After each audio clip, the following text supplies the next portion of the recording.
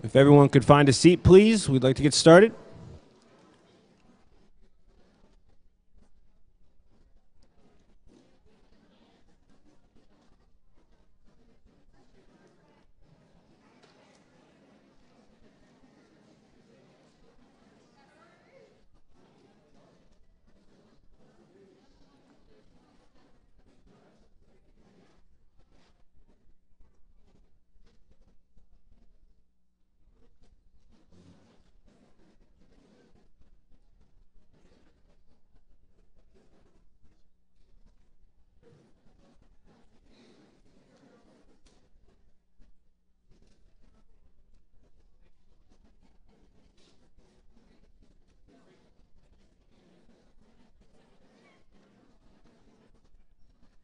Okay, so we are going to get started. Let us start off tonight with the Pledge of Allegiance. So would you please join me and rise? I pledge allegiance to the flag of the United States of America and to the republic for which it stands, one nation, under God, indivisible, with liberty and justice for all. Thank you. Good evening everyone, and welcome to tonight's forum hosted by the Conejo Valley Unified School District. My name is Kyle Jory. I'm editor of the Thousand Oaks Acorn newspaper, and I will be serving as the moderator of tonight's event. I'm excited to see so many faces in the audience, and I'd like to thank each and every one of you for taking time out of your busy schedule to be here tonight. Your attendance is a testament to this community's reputation as a place where residents stand up and get involved in the decisions that affect their daily lives. And I can think of no other topic more worthy of your time and energy than that of the education of our children. We're here tonight to talk about Common Core, the name given to a new set of school standards and curriculum that are currently being introduced into California public schools. Tonight you'll have the opportunity to hear from a highly qualified, distinguished group of educators and scholars about what Common Core is, where it came from, and most importantly, what it means to the students of the Conejo Valley. So that we have as much time as possible to get to your questions, I'll cut my opening remarks short and get straight to our introductions. First, let me introduce any members of the Conejo Valley Unified School District Boards of Education who are here tonight. So let me start off with Board President. That is Dr. Timothy Stevens.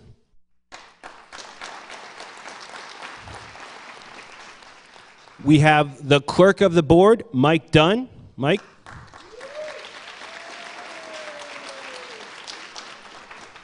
Also tonight in attendance, we have the Thousand Oaks representative serving on the Ventura County School Board. That is Marty Bates. Marty.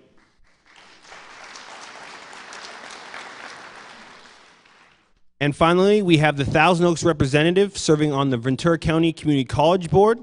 That's Diane McKay. Diane. I'd also like to briefly thank those behind the scenes tonight that are making this event happen, and that includes video technicians Richard Blake and Richard Bateman. Thank you very much.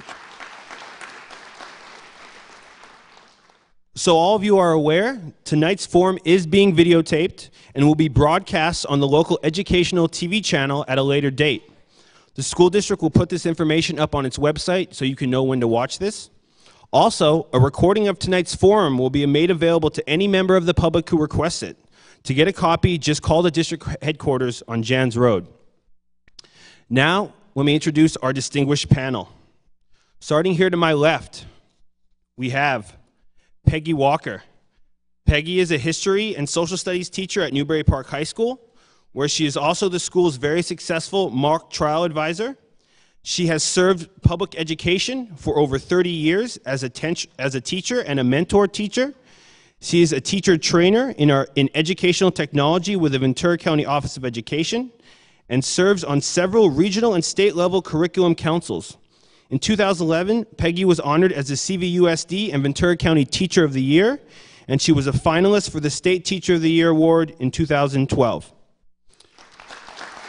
Thank you.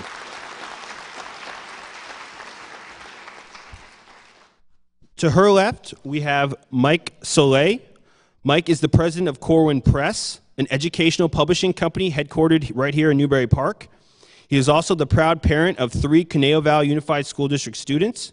He has served as a very active member of CVUSD, a parent-led district advisory council, and is currently the president of the Conejo Schools Foundation. Thank you, Mike.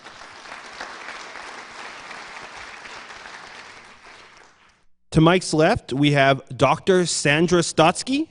Dr. Stotsky is a professor emerita from the University of Arkansas and a former senior associate commissioner of the Massachusetts Department of Education.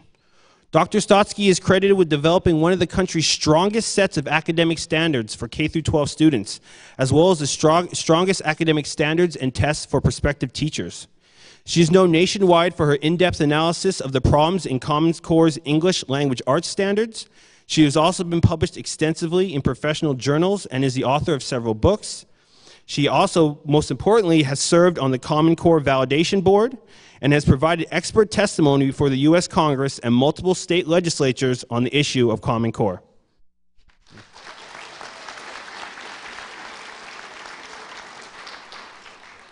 To her left, we have Dr. John Sand.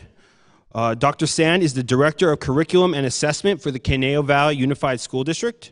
He has served public education over 25 years as an elementary and secondary classroom teacher and mentor teacher, and as an elementary and secondary school dean and principal. As a teacher, he was honored with the Amgen Award for Teaching Excellence in Science, and he also serves as an adjunct professor at local universities.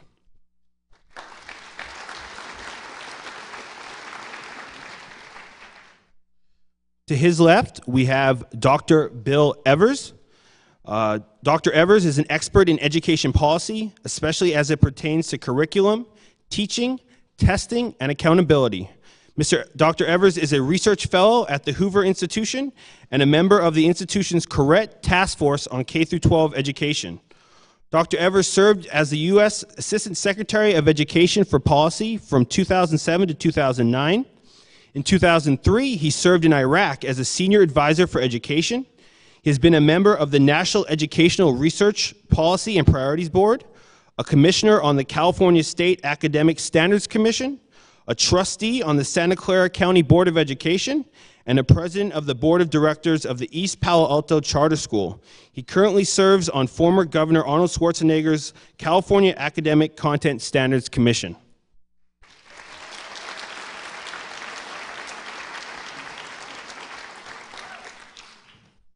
To his left, we have Mr. Tony Doltz. Tony is the co-founder and executive director of the Concerned Parents of the Conejo Valley.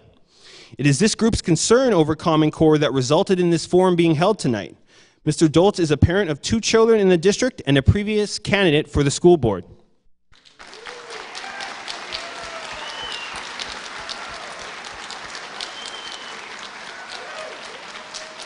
And finally, to his left, we have Dr. Jeff Barstad. He is the superintendent of the Conejo Unified School District. He has served public education for over 35 years as an elementary and secondary school teacher and principal, and as a district-level administrator in both business and personnel services. He has served on several regional and state-level committees dealing with educational finance and leadership, and as an adjunct professor at local universities. He was recently named the 2013 Superintendent of the Year for the California Central Coast region by the Association of California School Administrators. So that is our panel.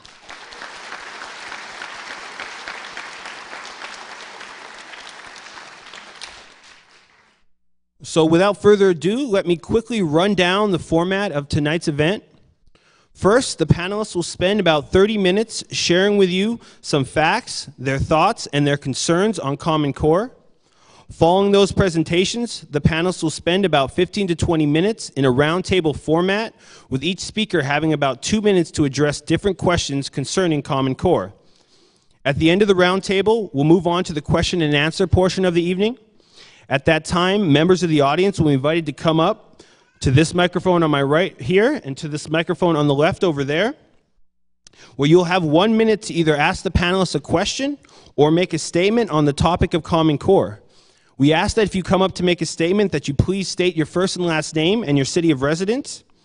And after each question and or statement, each speaker will be allowed a maximum of 2 minutes to respond so we can get to as many questions as possible. I will be asking all parties involved to adhere as strictly as possible to the time limits that were agreed on prior to the forum. At the end of the question and answer session, we'll hear final comments from Mr. Tony Doltz and Dr. Barstad, and then we'll wrap up the forum hopefully no later than 8 p.m. So thanks again for everyone coming, and to get us started off, let's go to you, Dr. Evers. So curriculum content standards are catalogs, lists of topics that children are supposed to learn in each grade, and the teachers are expected to teach them. And accompanying these Common Core national curriculum content standards are also a set of national tests, and California is adhering to one of these sets of tests. So these particular standards were written by a handful of people and under the sponsorship of some inside the Beltway, inside Washington, D.C. area advocacy and lobbying groups, particularly the advocacy group for state governors and for state school chiefs. Now, the first thing I think anyone should be concerned about is how academically strong are these, and I'm going to concentrate on math. And so they're missing topics. So for example, the definition of pi is missing. The area of a triangular is missing. There are dozens of missing topics. Most importantly, fluency with representation and conversion of percentages, fractions, and decimals back and forth between each other. So when I served on the Academic Content Standards Commission in 2010, we tried to supplement and fix all these errors and missing topics, but this was 2010, but unfortunately, within the last year, the State Board of Education has taken out scores of these fixes, so it's sort of back to the often unfixed national standards as they are. Okay, so now, how about experimental methods? Well, in geometry, there's a central topic called similar and congruent triangles. And if you reach back in your memories, you think angle, side, angle, side, angle, side. I know you don't necessarily use it anymore, but you could learn it again if you once knew it.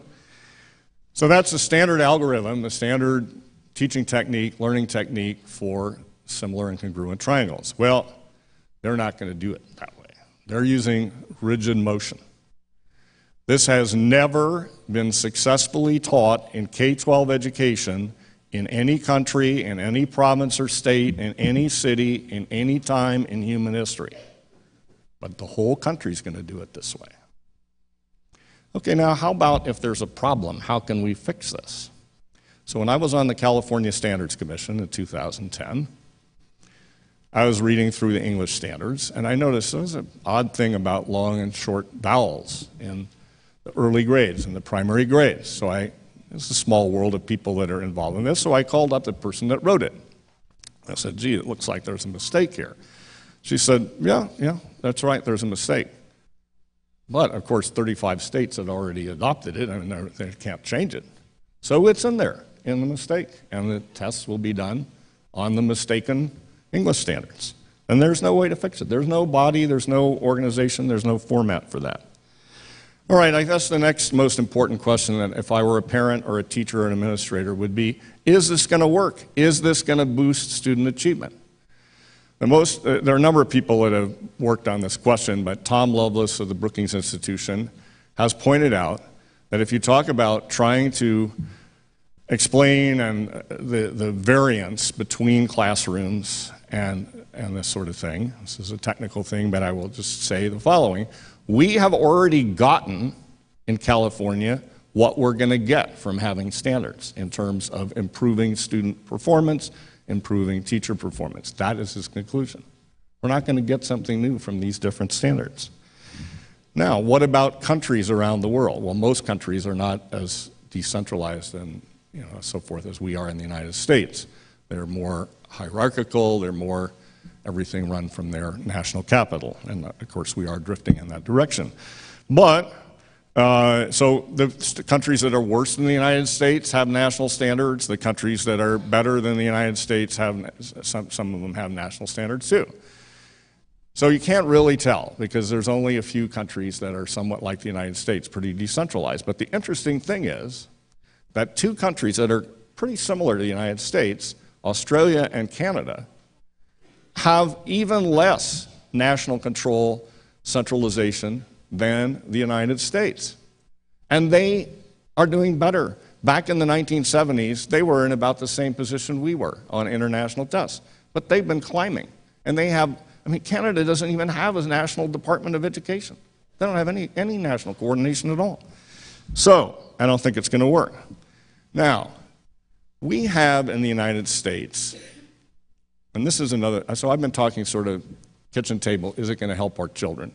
But I think there's also a long-run question about what kind of children, what kind of country our children will inherit and our grandchildren will inherit. So we have something in the United States that goes back to the design of our Constitution by James Madison, and that's competitive federalism. So you have 50 states, you have all these school boards, you have all these water district boards, we have all these refuse, sanitation boards, all these different things. They're all competing, and people can move around, and they're all competing for businesses and so forth. So they're different, and they're doing things differently. So they can be, by having these, you can have closer approximation to voter preferences, you can experiment, and you can innovate, and you protect liberty by people being able to move around to something that's closer to what they want. Okay, so now we have this national program run by this cartel of the states and funded by the tests that enforce it, that police it, are funded by the federal government, their creation. And so this is an attack on competitive federalism. And it's an attack on the design of our constitutional system. And I say to you that 50 states are better than one executive branch bureaucracy.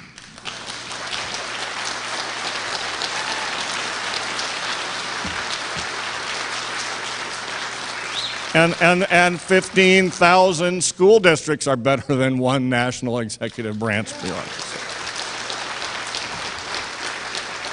So let me close by saying what one California teacher said. We're about to start testing on standards we're not teaching with curriculum we don't have on computers that don't exist.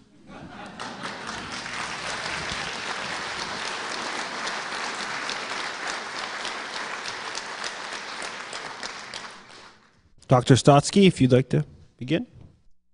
Thank you. I'm very pleased to be here tonight. I would like to start out by saying that there are almost 15 states that are now in the process of trying to extricate themselves from Common Core. We hope this will be the beginning of the effort here in California. I'm now back full-time in Massachusetts and hoping to be able to do that in Massachusetts as well. Massachusetts and California, along with Indiana, were three states that had some of the best state standards in the country, all abandoned for Common Core's standards, which are vastly inferior. And I will speak to that mainly because that has been my major concern, the quality of the standards. Let me begin by saying, first of all, that I am philosophically not a libertarian.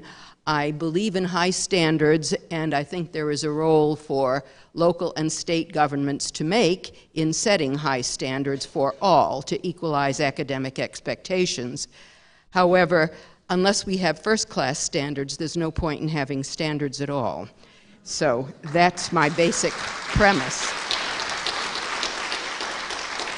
Common Core standards were copyrighted by the two private groups that developed them, and those standards cannot be changed without their permission, which does not seem likely. As Dr. Evers explained, 15% could be added, but they will not be assessed. Only the standards that are in Common Core will be assessed. And they were developed mainly by people who were in the testing industry. That was the first clue to me that there was a problem when I was on Common Core's validation committee. There were no people writing those standards who had teaching experience in writing standards for K-12 or who had any teaching experience for K-12. That was something we valued highly in Massachusetts when we were developing our own state standards. The basic problems are that they are non-competitive standards because they have not been benchmarked internationally. I was on the committee asking regularly for information about what countries we were benchmarked to, could never get them. Any names of committees of countries could not get the names or citations for the research, supposedly, that the standards were based on.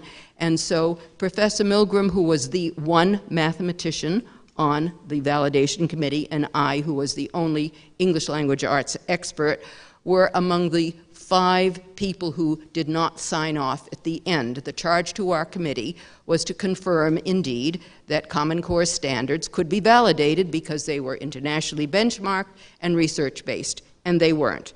They are not rigorous standards, despite the fact that people use that word over and over and over again, parrot-like. Their college readiness level is about at 10th grade or so. It's less than Algebra 2, let me put it that way.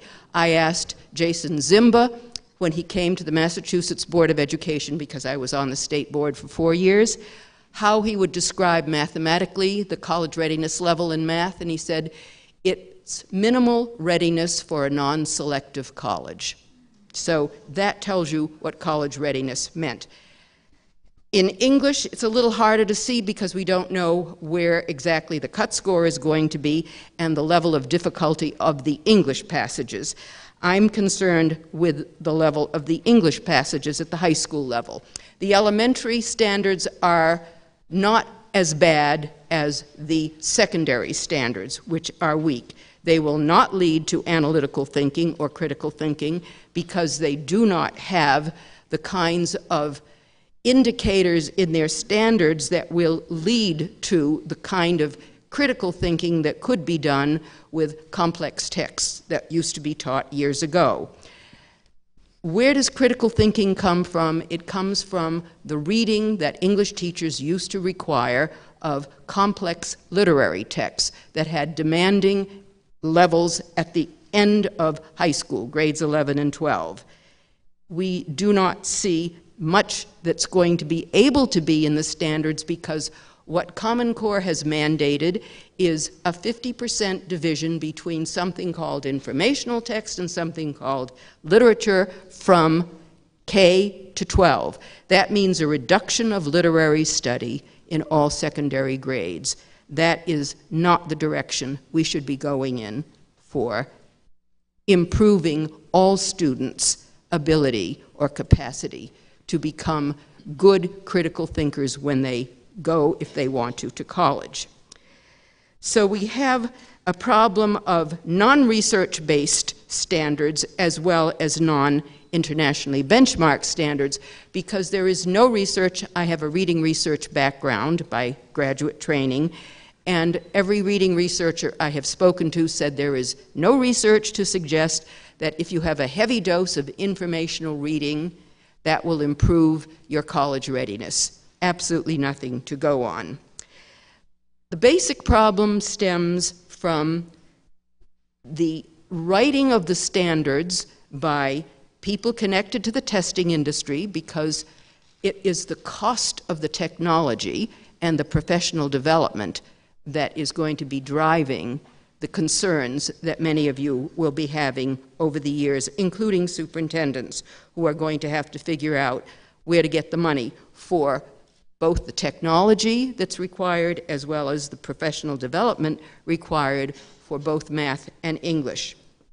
They were not developed, as I say, by people who had taught.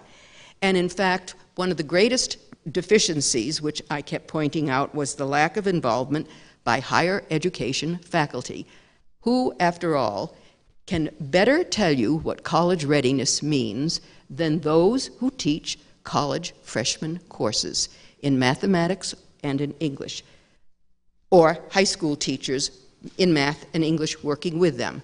Those were the two groups excluded from the development of these standards.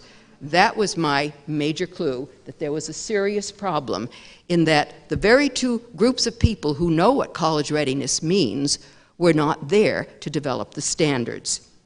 So that is what you need to do here in California. After all, your previous standards were in mathematics developed by your higher education faculty, both science and mathematics. That is why they were considered the gold standard in the country. And now we have Common Core, which is not even internationally benchmarked. Your math and science standards used to be, because that was part of the criteria for their development. English was a different story, because there were only a few other English-speaking countries. Dr. Stotsky, you have about 10 seconds. I'm sorry. About 10 seconds left. 10 seconds. Okay. I will say that is about all. I helped to develop the English language arts standards here because I had been working on Massachusetts standards, so I know how good they were. You have lost the best standards that you had. That's all I can say. Thank you. Thank you.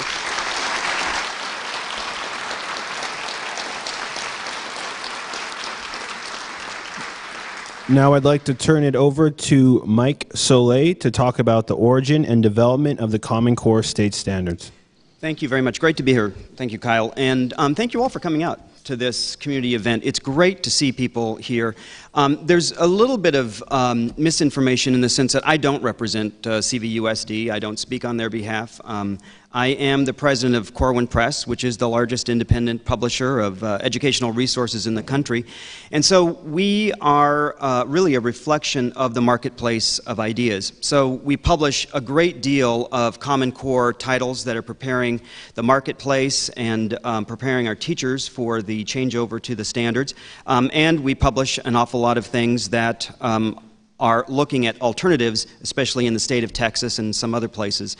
But what I was asked to do was just to give a little bit of perspective in terms of how did this all come about. I think very quickly, because this is, can get very complex, and we've got some great experts here who can, I think, add additional commentary as we go through the roundtable and questions, I really want you to think about a couple of things. The first of those is one that's very important that was already brought up, and that is that while we have a federal Department of Education, historically we have been state and locally driven.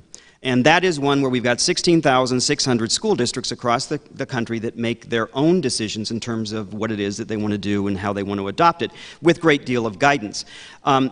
During this period of time, we've also seen an increase in the level of federal funding. Historically, it had always been at about 5–6%. Today, it's about 10%. And when we get into that, it becomes important as we get into this conversation a little bit further. Two big periods that I want you to think about in the modern era. The first of those is a concept called universal access. That was the goal for education for years and years, starting with Brown versus Board of Education, moving into ESEA, the Elementary and Secondary Education Act, IDEA, and a number of others, where really what it was about was opening the doors to all kids. Equity and access, leveling the playing field, creating programs like Title I and Title II and Title III. That all changed in 2001 with the election of George W. Bush, where we see the passage of No Child Left Behind. And many of you have heard of No Child Left Behind. And what it did was enter a new era that we currently are in, which is about universal proficiency. That children will have all children will be at universal proficiency by 2014. And what it allowed each state to do was to decide how are you going to get there between 2002 and 2014 based upon high-stakes assessments. The focus was on standards and assessments and accountability. Conversations have gone on for years and years about a national curriculum and have always been rejected because the federal government was involved.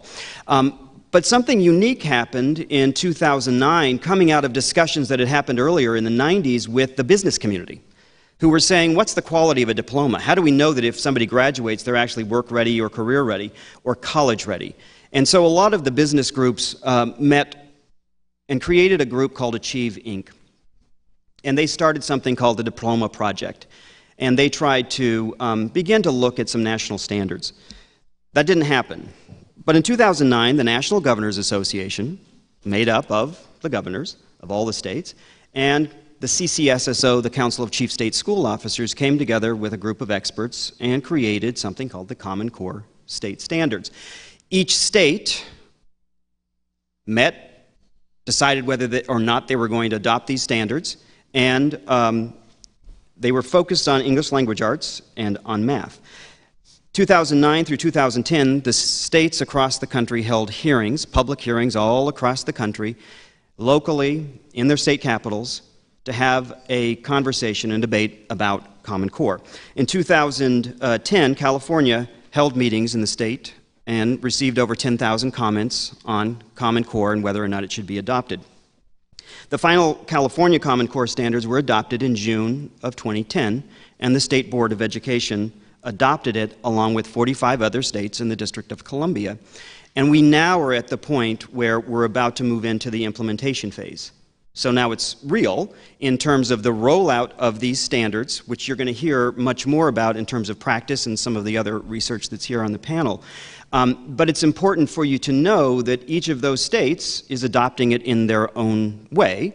And I know, as someone who is creating material that goes along with training, that different states are approaching it in very different ways and are localizing what it is that they're doing and how they're using those standards. So it should be an interesting debate. It can get very complicated very quickly, and I'm looking forward to answering any questions as we go along. Thank you. Now, Dr. San to speak about, Dr. San will speak about changes in curriculum and instruction with the Common Core state standards. Thank you, Mr. Jory. At the local level, we've found that Common Core standards... Could you pull the mic up a little bit closer? I'm sorry. I was saying at the local level, we have found that the Common Core standards are as rigorous and equally engaging opportunities for both our teachers and students as we integrate 21st century skills, often referred to as the 4 C's, into everyday learning. With technology-enhanced lessons and assessments, we will incorporate effective research-based strategies and practices to meaningfully challenge our learning. Together, we will practice those 4 C's: creativity, collaboration, critical thinking, and communication. The Common Core state standards are not about doing one more thing, but about doing things fundamentally differently. It is about using all instructional minutes. Standards are established with developmentally appropriate sequencing and higher rigor than what we've found with our current 1997 California state standards. Students will be asked to demonstrate their understanding of skills and concepts at higher levels of thinking. The Common Core is not a standards checklist approach model that we have found with the 1997 standards, but rather an integrated standards approach. Literacy standards for reading, writing, listening, and speaking, and language are in the Common Core are a shared responsibility now of multiple subject areas, including social science, science, and the technical subjects. In math, learning comes through the standards of mathematical practice, effective habits, and strategies, not in isolation. A lack of understanding effectively prevents a student from engaging in the mathematical practices. Mr. Jory, I'm not sure of my time. How much? You still have another 3.5 minutes. The Common Core standards support instruction around conceptual models, an area of study, a big idea, a driving question, concepts, sub-concepts, and engaging learning experiences. Integration will occur across the curriculum and disciplines with extension activities tied to those standards. The essential questions are often student-generated. In planning for the new standards here locally, it will not be uncommon for our history and our English teachers working collaboratively, as will math and science teachers as well. Some folks fear that a shift from the current California state standards to the new Common Core standards is a watering down of expectations and rigor. In fact, we're finding the opposite to be the case. The paradigm shift is for us to get past simply determining the correct answer to now identify and understand the process, strategies, and concepts, and then to determine and evaluate the correct answer. The Common Core standards, what we're finding is that the Common Core standards will do just that, tied to our implementation, which we will determine at the local level. Here in the Conejo Valley, our schools annually demonstrate exceptional performance by multiple measures. Still, we must not be placated into thinking that we have arrived. No matter the school, no matter the classroom, we have a responsibility to provide appropriate and engaging learning for all of our students. Until all students get to independence, they will never get to proficiency. In addition, we have found that In addition to sequence and rigor, we have noted the following shifts. In language arts, more balance of content to include both literature and informational text, including primary and secondary source documents. English teachers will continue with the literature that they've identified and love, but it's a shared responsibility, as I've said, across the disciplines. Knowledge in the disciplines. Greater emphasis, again, is on language outside the English classroom. In the ELA standards, as we refer it, English Language Arts, they establish a staircase of increasing text complexity with the progressive development of reading comprehension. We find that the expectations for our students in terms of reading lexiles, for lack of a better phrase, is higher. Text-based answers, in the past, students could read the story and glean from it enough information. Now they're going to be asked to look at particular passages and paragraphs and identify the thought process and the true meaning that the author is trying to convey. And in addition, we're asking students to expand their thinking and write from sources. They will build vocabulary by focusing on not just pivotal but common found words, not just academic language. And in math, in addition to the changes in sequence, such as moving the introduction of probability from grade 3 to grade 7, and fractions as numbers from grade 2 to 3, we found standards organized around focus, on strong foundational knowledge and deep conceptual understanding. We found on coherence, fluency, where students through a speed and accuracy can identify their understanding, deeper understanding, application, and dual intensity. Both practice and understanding are emphasized. Your time is up, Dr. San. Thank you. Thank you. And now we are going to have, thank you, Dr. San. Now we will have Peggy Walker speaking on how will the Common Core state standards look in the classroom. Peggy. Good evening. It's a pleasure to be here, and I'm glad to see all you here. I, with my 30 years experience, have taught in 3 states. In all 3 states, I've been on curriculum development committees and also on textbook selection committees. All 3 states have been very different. Let me use, for example, Clark County School District. When I taught there, I was on the textbook committee, which was also the curriculum committee, and there were no state guidelines at all. And so we would look at textbooks and choose what we thought was the best, and the publisher became the source of direction for our courses of study. Then I began teaching at Conejo Valley Unified and volunteered to write the course of study for the world history courses.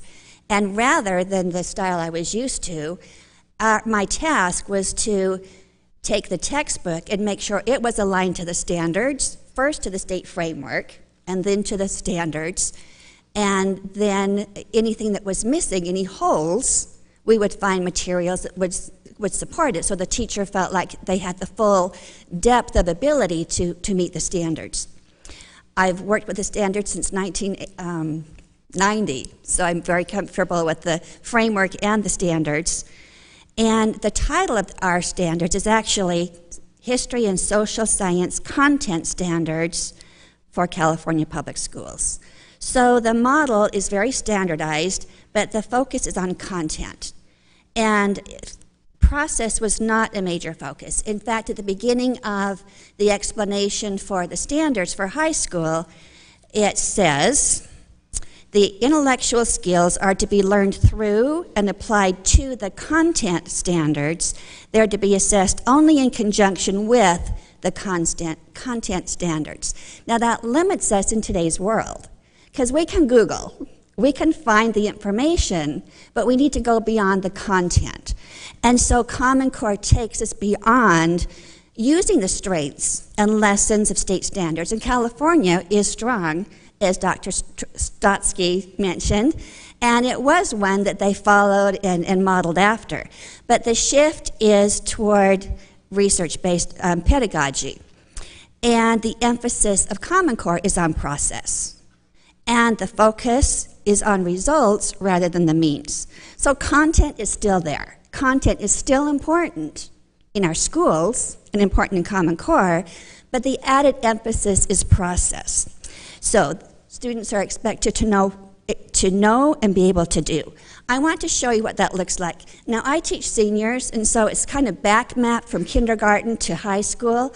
So this is kind of the end result. But this is just in my classroom this month. I had students in a statistics class that needed to do a survey.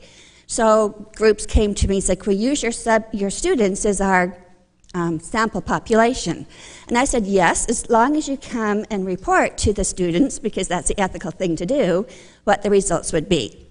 So the group that I'm referring to, their question was, I teach AP psychology, and so their question was to the students, do you feel more prepared for the multiple choice or free response sections of the psychology AP exam? That was the first question.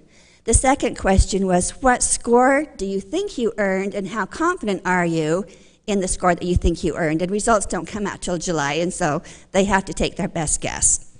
The students came in to talk to my students who were their sample population, and I teach 5 sections of AP Psych, so that was the entire target population that they were looking at. They had charts, they had graphs, they explained their process, they talked about how they determined the sample, what their role was as a sample. I just want to, at the risk of losing you, which wouldn't be unusual, with high school kids, the language that they were using, the fluency with which they used, was exactly what we want our students that are coming to college to do. So how is it Common Core? They had choice. These kids chose their own topic of study. It was relevant to them, which is Common Core. They had taken the AP psychology test. They were interested in the question. It had real-life application. They worked collaboratively and independently. The fluency, they used terms that were consistent. They had to form their question, then operationalize it, which means they had to make it measurable. They had to have a hypothesis to test, which meant they had to design the study. They had to identify the target population, how the sample population was going to actually test that. They had to obtain the data in some way that was measurable and authentic. And the next one for Common Core is demonstrating deep conceptual understanding through the application of content, knowledge, and skills.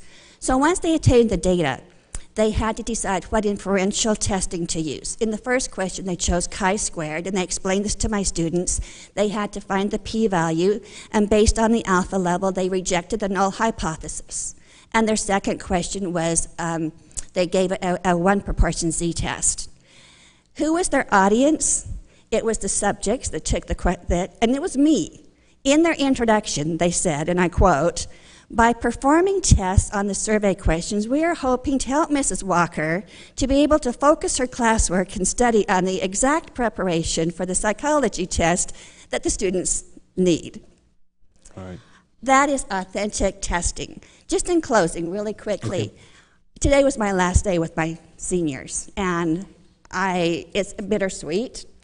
But I get so excited for them to go to college, and when they come back, they tell me good things. They tell me students are, some are very smart and they're a little bit intimidated. They tell me that others say, how can you have a social life and still get good grades? But they tell me they're prepared. And I think with this kind of rigor and this kind of system, we're preparing our kids for college. Thank you. Thank you. Thank you. So, at this point, we are going to move on to the presenters roundtable. Thoughts on Common Core state standards. Each speaker will be given 2 minutes to respond to anything they've heard so far or to make any additional comments they did not make. And we can start with whoever would like to go first. Is there any takers? All right, Dr. Evers, please. 2 minutes. So my first point is there were no hearings in California. I was on the Standards Commission. There were no hearings. We had only a few weeks to do the whole thing in order to meet the federal and state deadlines. So my question is in the context of this. Professor William McCollum of the University of Arizona, one of the 3 writers of the math standards, and the only mathematician among them, said the following about the Common Core curriculum content math standards. The overall standards are, quote, not high, certainly not in comparison with other nations, including East Asia, where math education excels. So why are we accepting these mediocre standards when California had the best math standards in the country?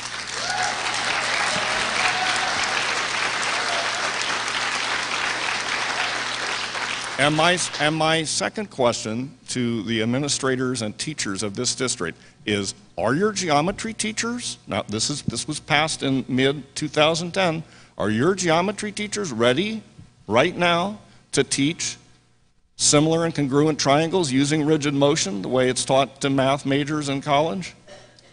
Are they ready? Will you state in public that they're ready? Thank you.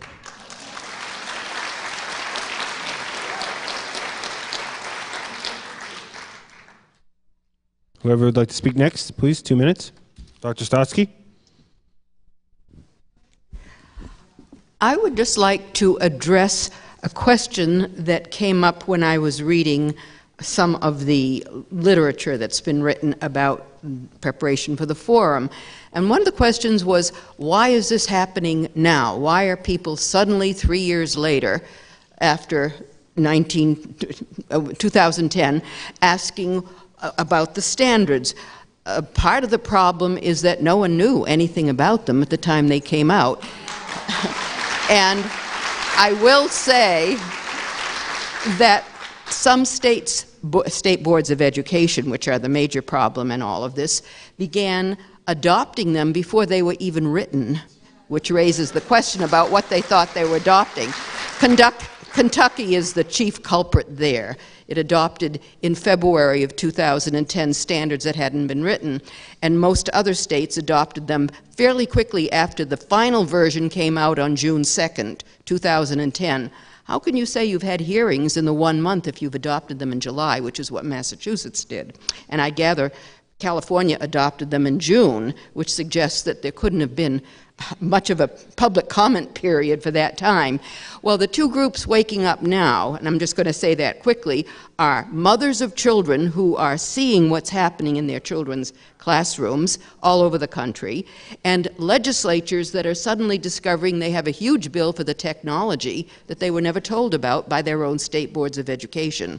So that's why people are waking up. When bills hit you and when mothers see what's happening in the classroom, it's not the Tea Party grandmothers, it's the mothers of the kids in the classroom who are literally seeing the problem.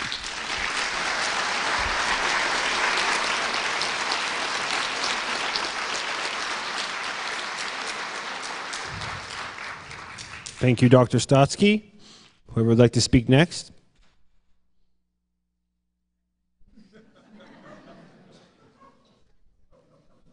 Oh, yeah. Mike. I didn't realize we were going in order. Sorry Yes. about that. Yeah, I want to give one example of a conversation with a district to the south of us. And they are in the midst of going through the implementation phase right now of the Common Core, having come out of a period where they basically had teachers that were scripted every day and had to have real fidelity to a text. And every teacher needed to be on that same point at about the same time in every classroom. And as they are adopting this new set of standards, there's something that's interesting that's happening, and that is autonomy in the classroom, greater autonomy in the classroom for teachers. And what they're finding is that they've got greater flexibility in terms of the kind of material that they can bring into the classrooms. When you talk about creativity, collaboration, communication, and the rest, collaboration, it's not just for the kids. It means that teachers are now being empowered to do even more, to doing the things that they were called into the classroom for, and that's part of what's exciting about it. And the last point I would make is, we are a nation that learns, and so as we adopt things and we understand things better, we amend them, we change laws. People have forums just like this so that we can be better informed about what it is we should do and what's going to be most impactful for our students. Thank you, Mike.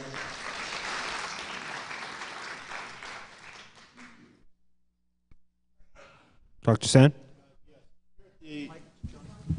Please bring the mic closer. Thank you. used to using a teacher voice. Apologize for that. We're very fortunate in our district in that we've had some time to learn about the Common Core standards and plan actions for preparing both our students, our staffs, our teachers in particular, and communicating to our community what the Common Core standards mean and the ensuing assessments that'll come down the road. We're not switching or flipping that switch tomorrow. This is a process. We've spent a considerable amount of time with our staffs and our teachers in particular based on subject area and level to evaluate both the standards as well as current curriculum. As a classroom teacher who was involved in Every Child a Reader in Sacramento in 1995, who was very involved with the state frameworks. That was an excellent report. Thank you. And I was just an editor. I can't take credit for writing them.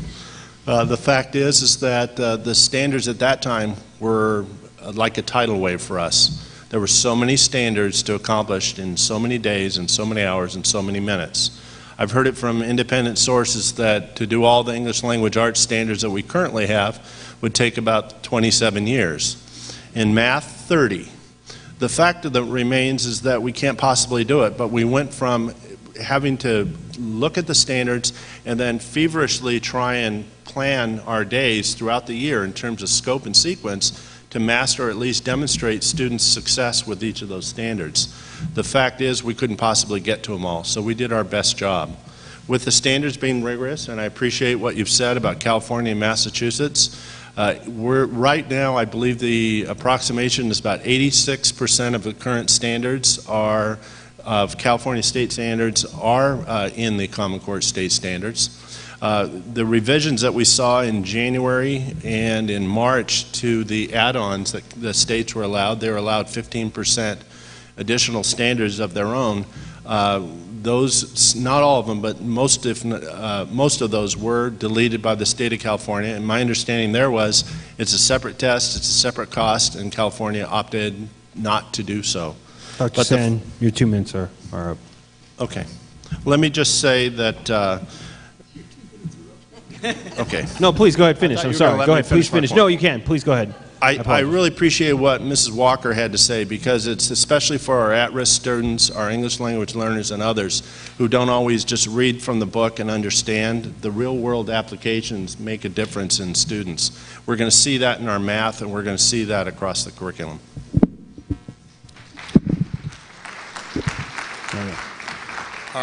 Are you not giving equal time to both sides? Well, I'm going to have every side speak first, and then if we have a few minutes, you can respond. No, I think you would have. No, we're just giving each speaker 2 minutes at this point. Okay, so I'm the last person. And first of all, I would say that I hope that you're excited about your children being in our schools. It's a delight to be there. Please let her speak. Please be respectful. That's one thing that we teach in our schools is to be respectful. And I'm excited. My children, I had 3 children go through the system. I'm looking forward to grandchildren going through the system. Our teachers work hard, and they want your children to succeed. They want them to succeed in a world that's very different than the world that you had when you graduated from high school. I appreciate the foresight of the panel and the efforts, especially of Dr. Barstad, that he truly has vision and is leading our district and will keep it where it's been in the top ranks. Thank you.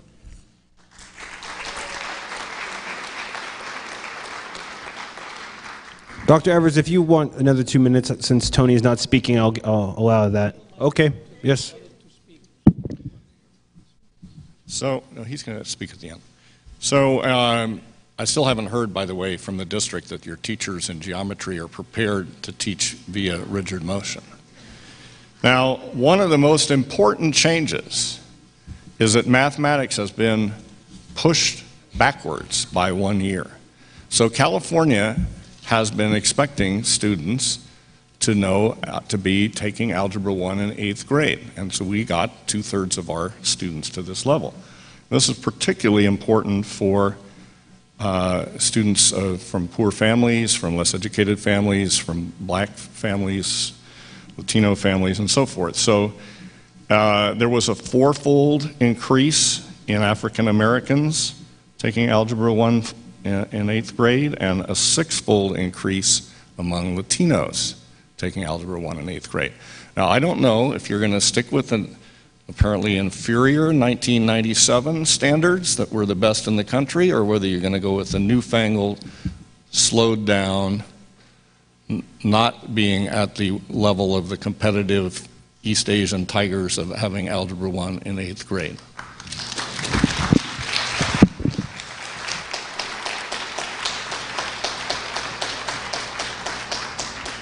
Dr. Barstad?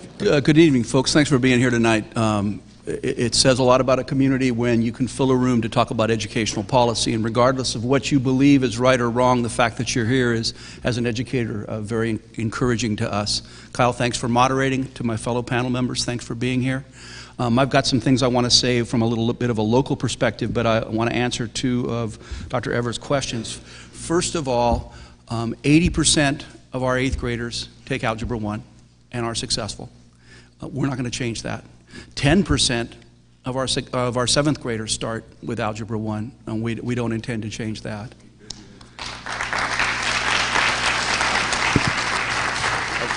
Of course, the tests are going to be on a different...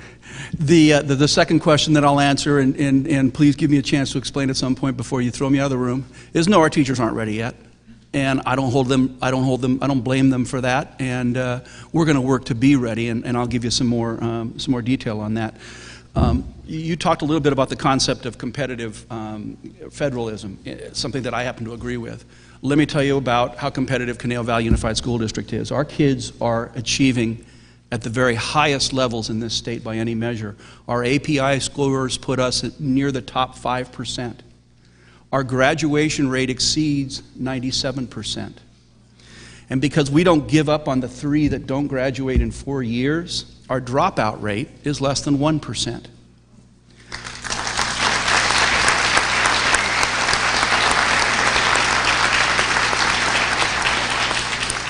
On Thursday and Friday, we'll have graduations at our high schools in this community. Our high school kids get into every fine university in this country. The Ivy League, Stanford, UCLA, Berkeley, the Pepperdine Waves, my alma mater. But here's what's important, and Peggy spoke to this. When they report back to their folks, they're successful. They're ready for college. And sometimes they talk about the fact that in my dorm room there's some kids freaking out, but I'm ready. I feel like I was well prepared. We're not about to go backwards on something like that. We have a commitment to this community that our kids now and in the future will be well prepared. Why are they well prepared? First of all, we have great teachers and support staff. They're dedicated, they're knowledgeable, they're informed, and they're very effective. Secondly, we have great kids in this community. Most of our kids come to school very much ready to learn and with an ambition to learn. And they're supported by parents and a community that care deeply about education. Dr. Barstad, are you almost? Ooh. 2 minutes. You know, we're 2 minutes. past that. Trying to keep everyone to Give that. me one, I'll go fast. Okay. I set the rules. Allow me to break them.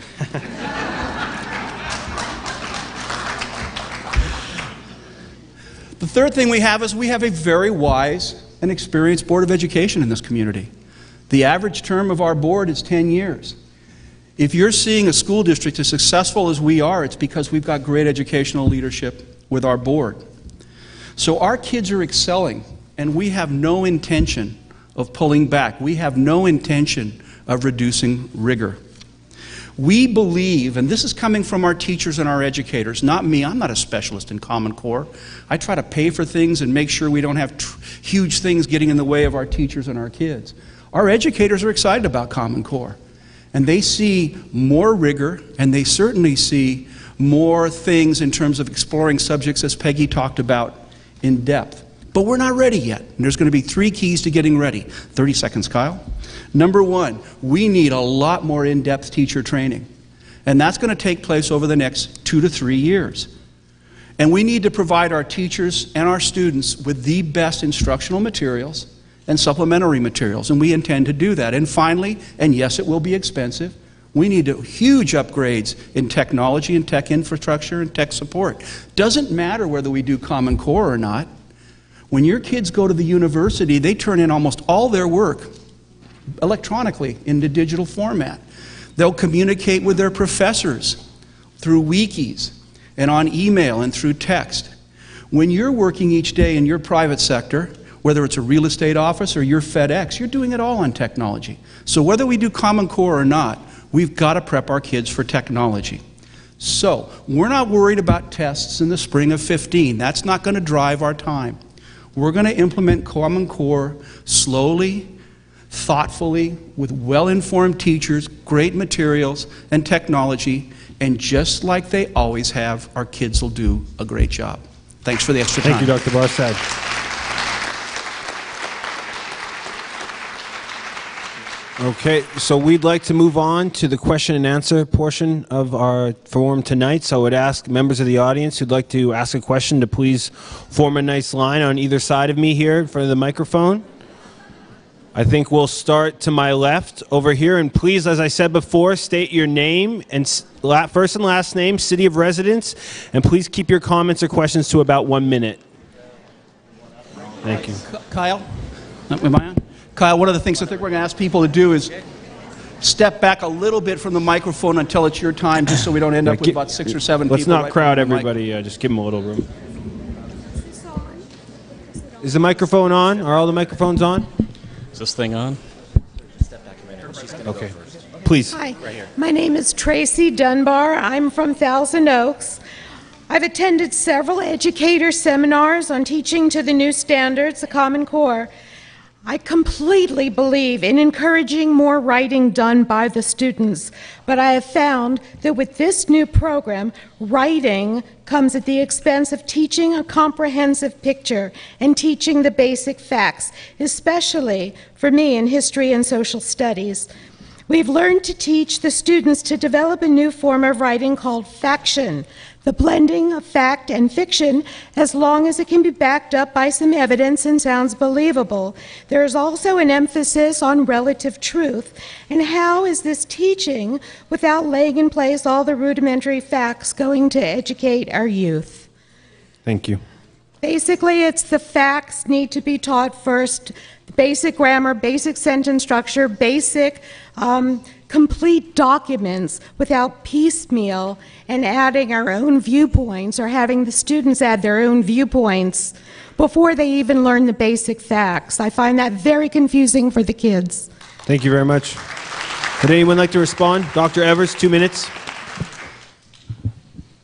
So if you listened to Ms. Walker and Mr. Sand, remember how they were talking about, I took some notes here, not learning the facts, but higher levels of learning and processes. And she said it's all, the emphasis is now on processes. And authentic testing, which is sort of, instead getting rid of as much as possible as multiple choice testing and so forth, and trying to let this problem-based, project-based testing drive instruction in the classroom. And this is what I think our questioner was talking about. And I think, objectively, we would all agree that the Common Core and the curricular materials, the textbooks, the teaching materials, the workbooks, the computer programs, and so forth, are pushing education in this. This goes back to the 1890s, progressive education, John Dewey, and so forth. And a really great teacher can teach in a lot of different ways. But historically, we've had a lot of problems in California when the fad of progressive education sweeps through the schools, and often the rigor, what amount of what the children learn has really had a bad loss in those times. Thank you. Next question, please. Good evening. Oh, okay. 1 second, Dr. Sand, if you'd like to respond as well, please. No worries. No, I mean, I'm not debating things. I'm just wanting to point out facts. I have served as a literacy mentor in this district long before I became an administrator. and I'm a fellow with the Writing Project as well, and what excites me in particular with the writing, and having even taught first grade in writing with that, is that we're going to have more time to focus on the writing process. We're not going to be talking about skills out of sequence, but teachers are going to have the opportunity to really bring alive through fictional and non-fictional texts and experiences. Students will be able to communicate. Reading and writing is a fact family. You can't have one without the other if it's an effective classroom, and we look forward to providing more enriching opportunities for all our learners, even those who are developing writing as a process. The argumentative writing, the stylized writing that's put forth that we've seen so far with the Common Core will, again, provide more opportunities for that and use digital technology as well and media, because we don't want students to just write ideas, but we want it to be text-based or evidence-based, even in narrative writing. Thank you. Next question, please. Good evening. Thanks for allowing us to ask questions here tonight. My name is Kurt Adams. My wife and I, Tammy, we are parents of 3 children in the Conejo School District at the moment, and 1 more to come next year. Governor Brown has committed to spend somewhere around $1 billion implementing the experiment called Common Core on our children. And I would think that everybody in this room could probably agree that the state of California is in a state of extreme financial stress, and you could probably say bankrupt. The question I have to the board here is it prudent to use this money to experiment on our children's education? Or maybe we should use this money on proven educational techniques like reducing class size or possibly enhancing technology.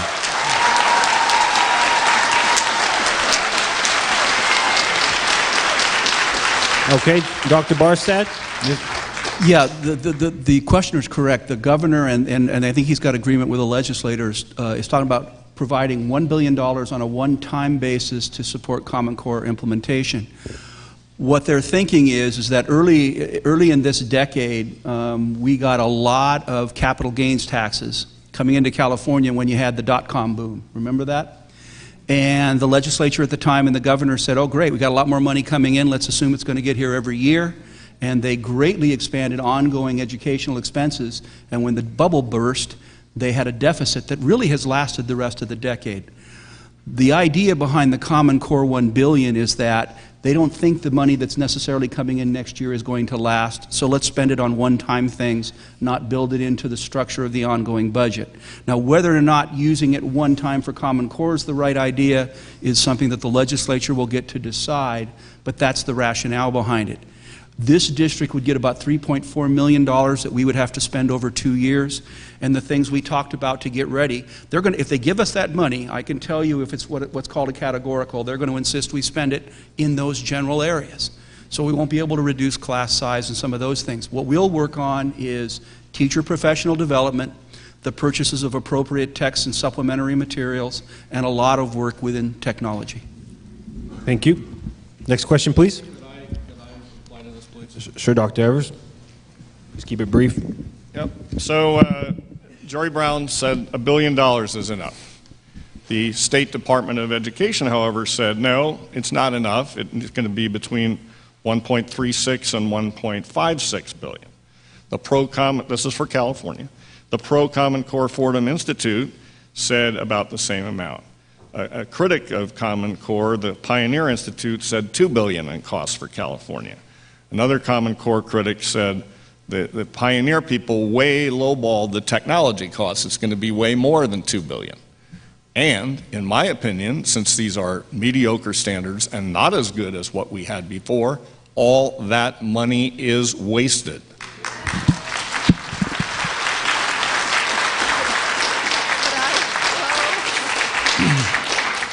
Okay, 1 second. Yes, a response, please. I would like to say that rather than spending all that money on technology, the mention of the professional development cost raises the question of why shouldn't some of that money go to reforming the institution that has been probably one of the major causes of the problems leading to the creation of Common Core and state standards, which are our education schools. We need to spend money totally revamping our education schools, the admission criteria, and what these teachers prospective teachers learn, because we shouldn't have to be spending the billions that we already do on professional development. No other country in the world would spend the kind of money this country already spends to retrain and retrain and retrain teachers. There's something wrong right there.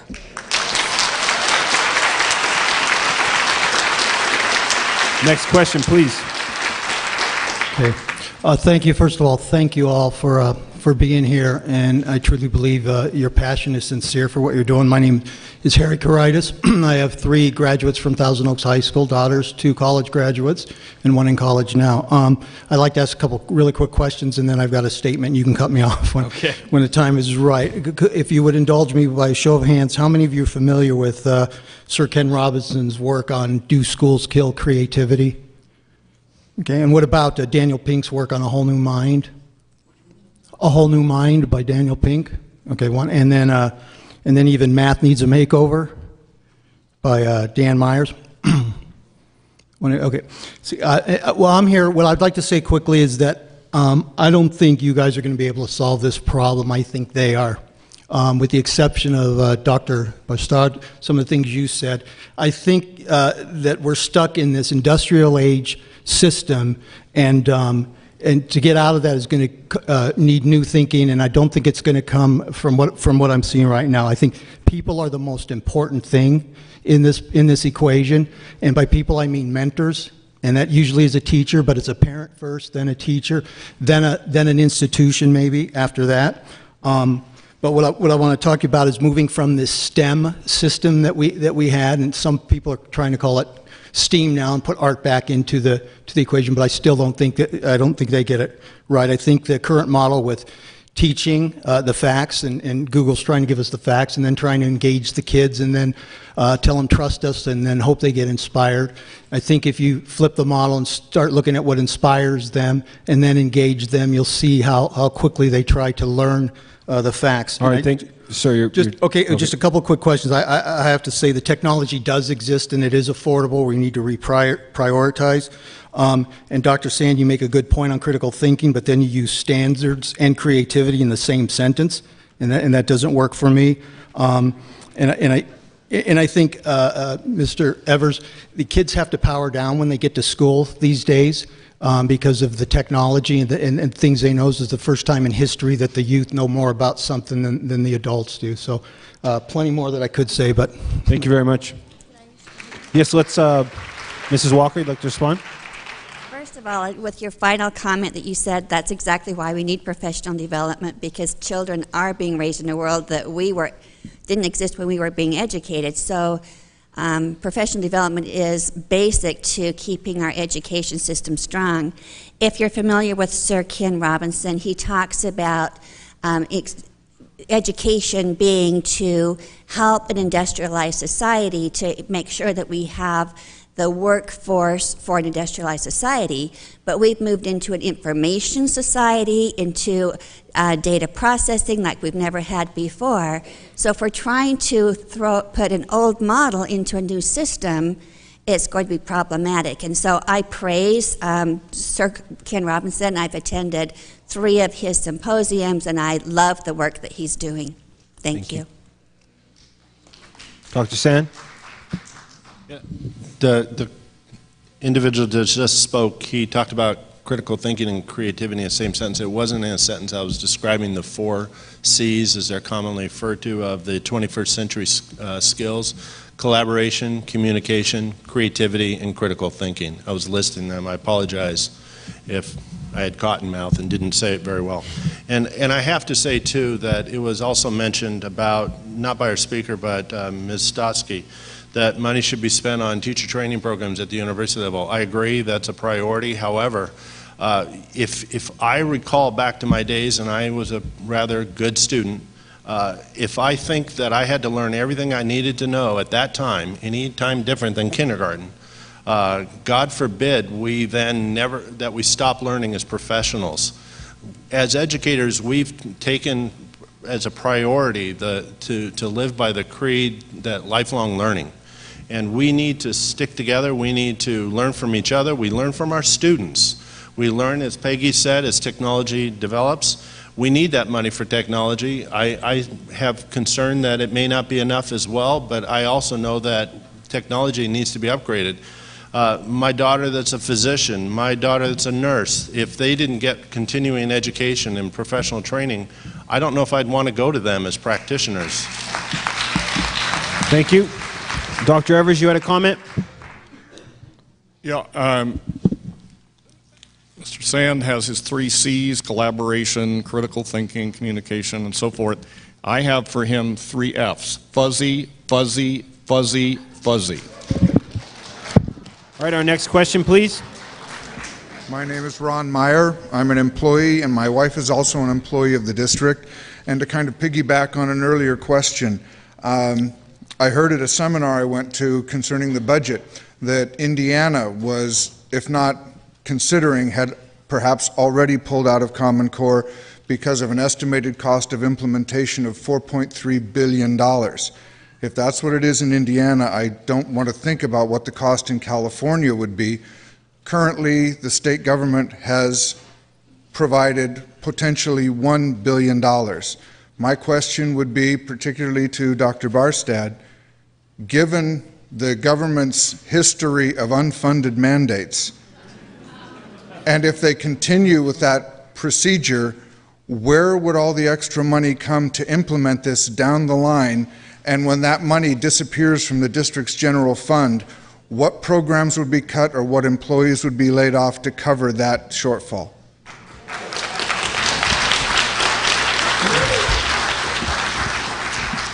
Well, Ron, I think your job's safe.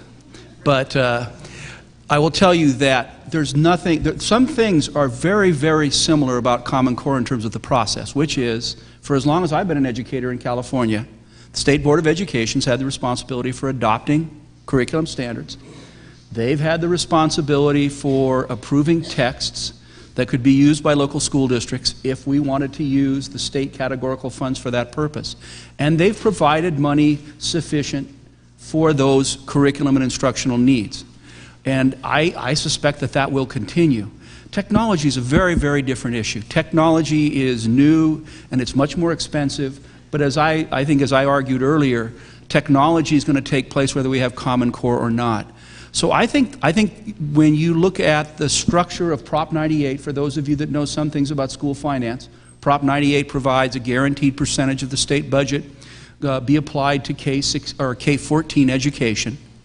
And if you look at the economic forecasts, there's enough money in Prop 98 to support Common Core implementation or some other forward momentum in education when it comes to curriculum and instruction. I think technology is going to be a challenge. It's going to be a challenge at the local level. I don't think we're going to have to cut budgets or cut positions to afford Common Core. I just don't think that's going to be an issue. Thank you. Dr. Evers? So I want to supplement, possibly correct some of the statements with regard to the state board. So the state board does adopt statewide standards, but by the way, no district is required by law to follow those standards. So you could create your own standards, or you could follow the 1997 standards if you wanted, which are much higher. As far as the supplemental funds, it's true that you would not get this supplemental funds if you stuck with the higher, more rigorous standards, but you could buy in the open market used copies and keep your old books, because your old books are aligned with the 1997 standards. And the state can require you to take a test. But you can say to them, by federal and state law, you are supposed to have a test for English language learners, and you're supposed to have a test for special education kids, and you don't have it. And therefore, you're making us violate federal law, so we're not going to give the test. And what will be their answer to that? Are they going to dump on special ed kids and English language learners? Please, our next question. Can I respond to that one? Sure, sure. I want to give you a local perspective, guys. So much of this is being dialogued, things that are active at the state level, things that are active at the national level. One of the things that I've recognized as a school district superintendent is we've got to focus on a couple of really important things and stick with them and try to avoid what I consider, what I call them, my people know, non-productive controversy. Now, some of you guys may disagree with me violently, but I don't think it's in the best interest of the kids in this community, nor the teachers in this community, for us to be some sort of test case that says we don't want the state money, and I'm going to put 100% of the responsibility on my teachers to develop unique curriculum when there's a lot of good stuff to be had. Is that the best use of our teachers' time? Do we want to be the community that says no to everything associated with Common Core standards and go our own way? Please, let him speak. Please. Please.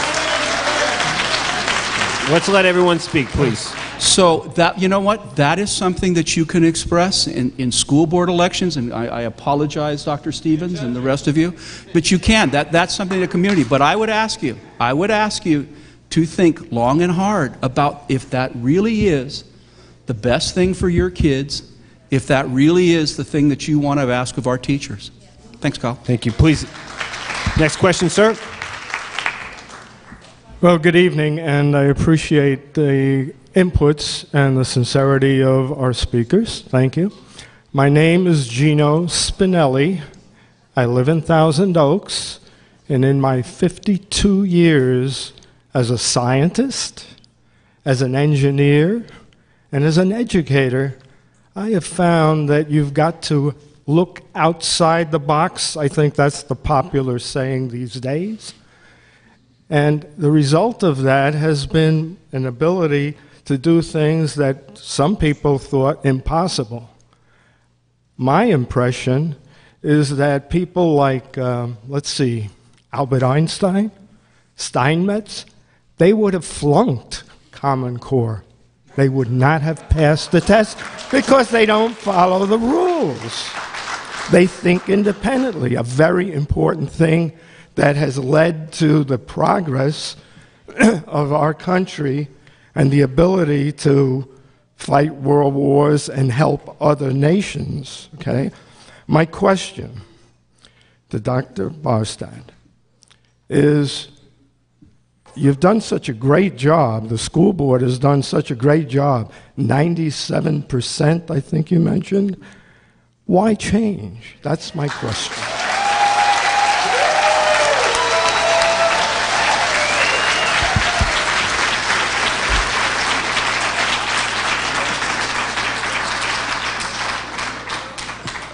You know what? I think that's a very legitimate question, and one of the things, I can tell you one of the things that I'll walk away with tonight is I'm going to be even more specific in my questions to my teachers as they're looking at this curriculum, as they're operationalizing it in their own classrooms.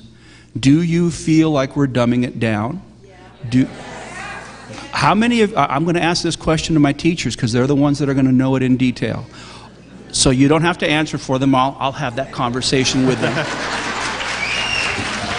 I'm going to want to know, are we dumbing it down? I see in the audience one of our real lead math teachers, one of the people that's responsible for algebra being an 8th grade subject in this school district, a change we made 10 years ago.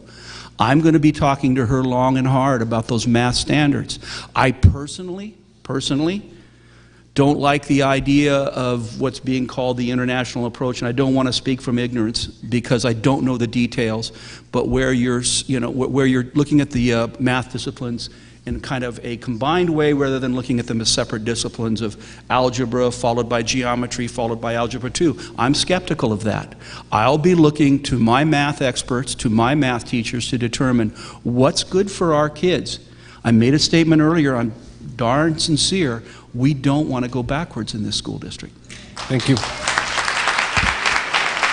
Ma'am, your question or statement? Hi, my name is Allison Eilerman from Thousand Oaks, and I prepared some remarks. I didn't know what the format would be, so I'm going to have to kind of cut and paste here. But I'd like to pose a question to all of you who are for Common Core. In your own lives, would you ever want to give up control of raising your children, investing your money, or deciding what kind of car or home you wanted to buy? Why is California so anxious to sell their soul to the federal government when it comes to education? Has Race to the Top or No Child Left Behind turned out to be the panacea the federal government told us it would be? Have unaccountable bureaucrats ever created anything better than an accountable local community would create? This rings true especially in light of what's been going on recently. This year marks the 65th birthday of George Orwell's book, 1984. The irony is so profound, it should not be lost on every person in this room. Common Core brings us one step closer to living in this dystopian nightmare. As John Adams wisely said, remember, democracy never lasts long. It soon wastes, exhausts, and murders itself. Please, let us make sure we are not responsible for its demise. And Dr. Bastard, with all respect, you need to learn more about Common Core. There's so many Orwellian things in this program that it is irresponsible to pass something like this unless you know every detail, because it will affect all of our children's lives for as long as they live. Thank you very much. Thank you.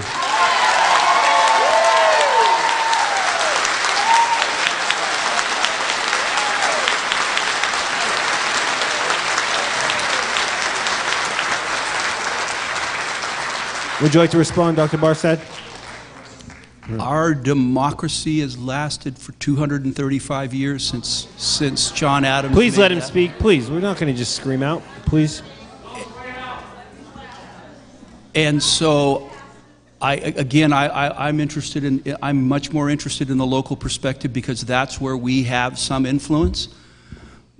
But you know what? I know my teachers. I know the people that work in this school district. I know our school board and our principals. They're loyal, patriotic Americans that want the very best for their kids, and they're willing to listen and they're willing to have open minds. But they're good, patriotic people, and they're not willing to sell our kids down some road. Thank you. Dr. Evers, please. So the questioner referred to the events of recent days, and I'm thinking this is possibly PRISM and the National Security Agency and IRS and all this sort of stuff. And so there actually turns out to be something connected to Common Core and national testing that is related to this sort of big data intrusive surveillance situation. And I think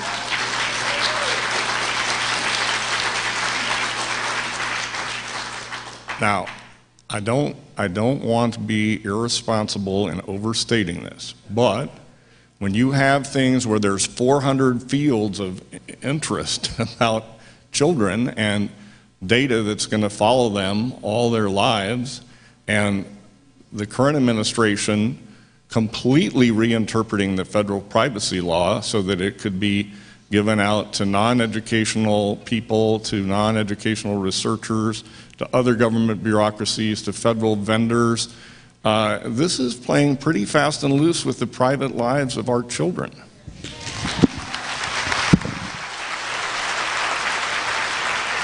Sir, the next question, please. Thank you, everybody, for showing up. Thank all of you on the panel. My name's Gary Pipes. I'm a resident of Thousand Oaks, former scientist, and I want to thank the last lady and several of the other people that came up here and made comments. Seeing this kind of outpouring of intelligence from this community gives me a lot of hope.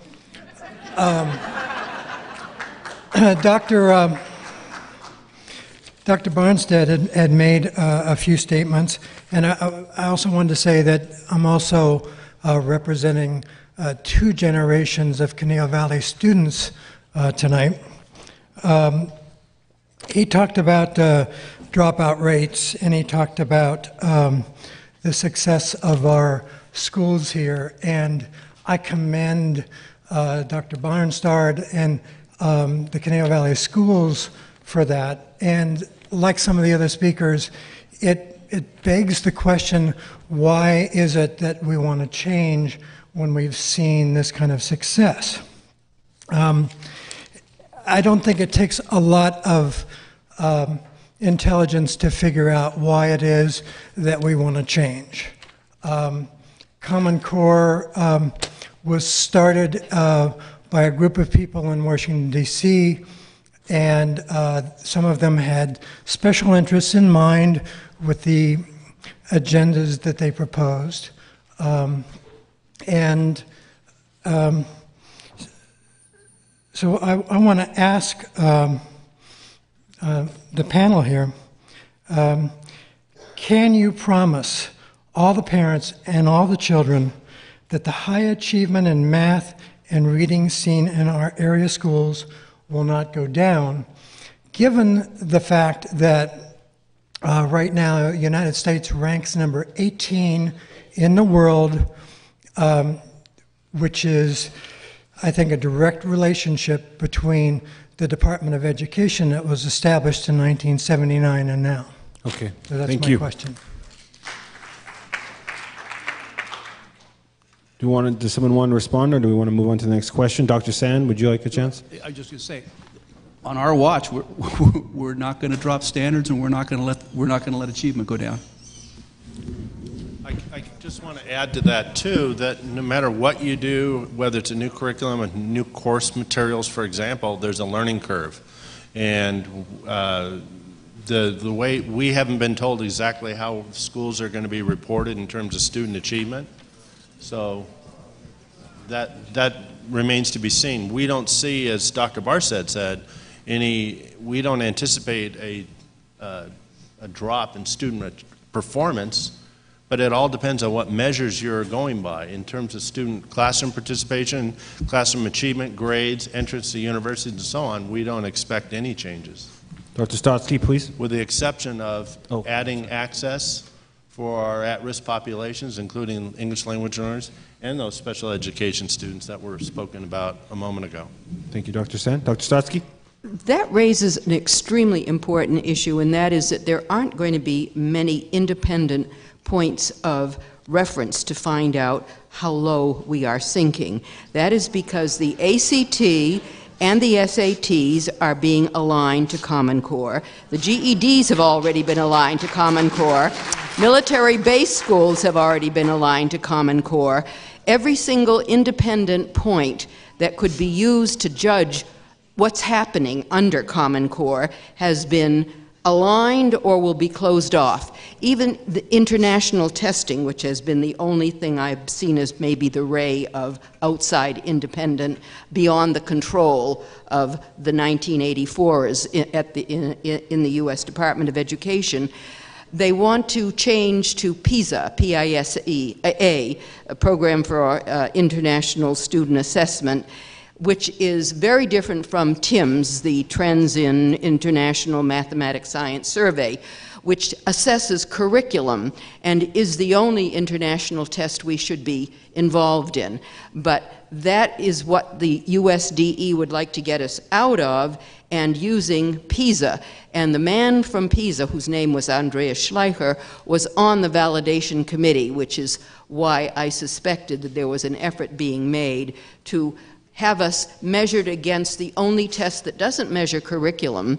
It measures skills among 15-year-olds. So there is going to be a problem in the future to find out exactly what is happening in American education. AP tests are all going to be dumbed down. The AP courses will be changed. That's part of David Coleman's job as head of the College Board now, is to do the same damage there that he did to the ELA standards in K-12. That's my spin on it. I'd like to go to the next question, please. Yeah, my name is George Miller. I'm one of the concerned citizens worried about all of this. Dr. Evers briefly alluded to this, which you folks haven't discussed yet, and I think it's a 300-pound gorilla. That's the data. We've all heard a lot about data recently, data that the government's tracking on our telephone calls, on our internet browsing, and everything else. Now we also hear they're collecting a rash of information about Obamacare. Now they're going to add our 5-year-olds and track them for life. I got a real problem with that. Okay?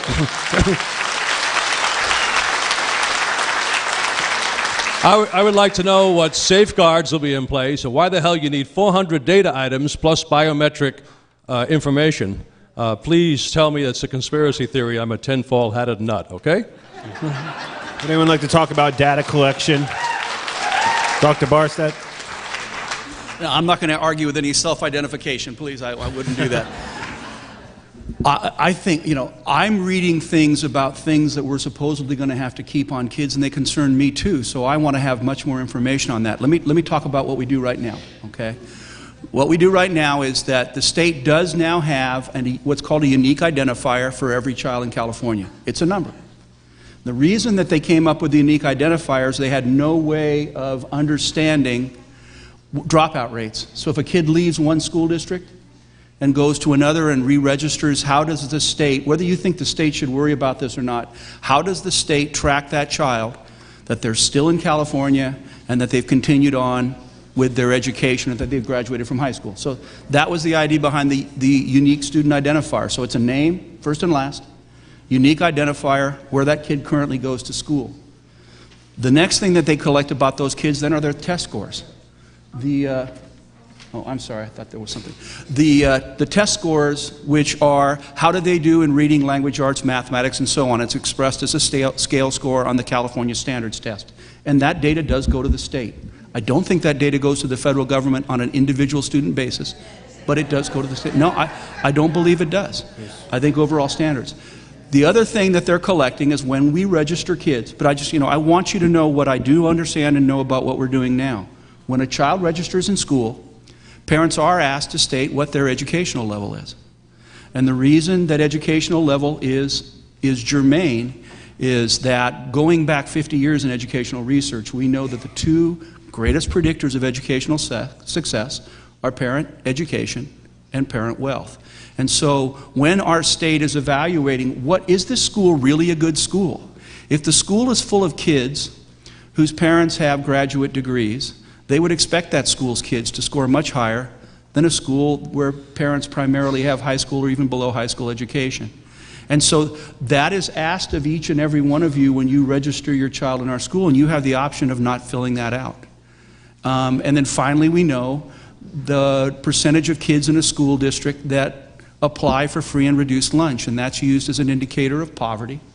And so right now, what is kept in that database, it's called CalPads, at the state level is the child's name, their unique identifier, their test scores, their parent education, if the parents filled that out, and whether or not they qualify for free and reduced lunch. If there's going to be a whole more rash of things that are going to be reported on kids, we're going to find out about that too. And I'm going to have some very, very significant concerns about privacy issues, just like you do. And so we'll look, that is something that I can absolutely pledge to you. We will look into those issues as an individual district and respect student privacy. Thank you. Next question, please. Hi, good evening, everybody. My name is Marco Benitez. I'm from El Salvador. Raise your hands. How many parents Latinos are right here, right now? How many Latinos parents are here right now? How many? Don't you think? Okay, 3. Don't you think that's embarrassing that we are 50 million Latinos in this country, and everybody decide not to invite those parents? They have the right to know what the hell is going on right here. And by the way, I'm going to be very explicit. The Common Core, in February, there was a release information. It's called Common Core Data Meaning System Cool. One day, it's going to be implemented monitoring techniques like a functional magnetic resonance imaging. I got this information if you want to see it, right here. You want to give this to your child? If you really want to release that, give it to the government in the state, your child, feel free and go for it. Right, it's right here. It's a wristband. They're going to use cameras to control the monitoring. It's going to be shared when he sits down. They're going to monitor his movement, everything. That's what Common Core mean. It's right here. You want to see it. The other thing is, they're going to check the posture, pressure sensitivity, computer mouse, and biometric rock kids, and what he say. The other person, I agree with him. The other thing is going on is, Sir, if you could wrap it up, please. in 2008, China and the United States graduated 50,000 doctors. Do you know how many was in China? 350,000 doctors. And they don't need Common Core. My question to you is,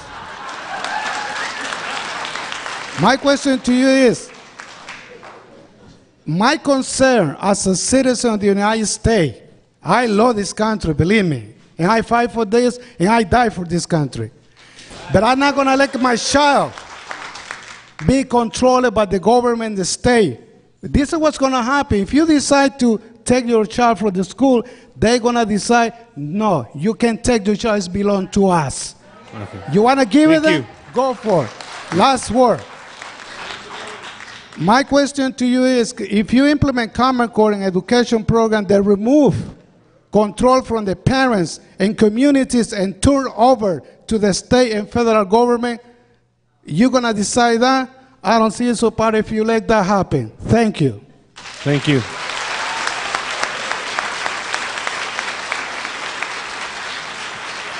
Next comment, ma'am, please. Sir, down. could I make a comment? Please respond. Dr. Evers? I just, you know, there are a lot of ideas out there about what's going on with this data collection. And certainly dangers of federal overreach. And I think there are a lot of ideas out there about what's going on with data collection and what's going on with federal overreach. And I want to mention to you, if you're looking for a critic who's responsible and well-informed, Joy Pullman, Pullmann. You can look her up on the web. She's not pro-Common Core, she's a critic, but she really makes an effort to find out what's really going on.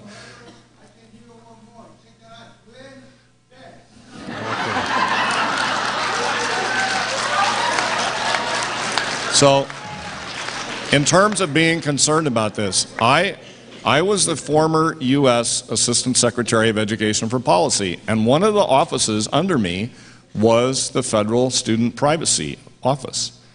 And I can assure you, they have radically revised the regulations for interpreting this and essentially turned the privacy protections upside down.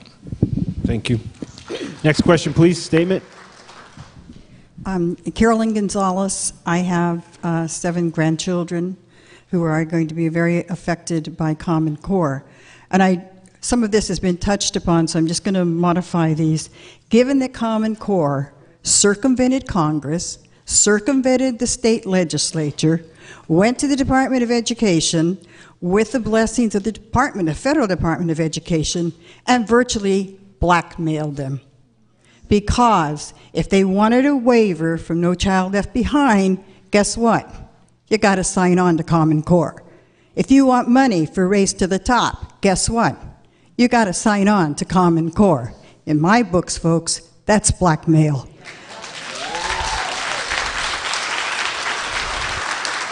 So, if I'm looking at a program that started out with deception, please tell me why I should trust it with my children, my grandchildren, and for those children that will come after them. Secondly, tonight, we talked about the origins of Common Core, and it was said that this program is copywritten by the very people who wrote it, and it could not be altered.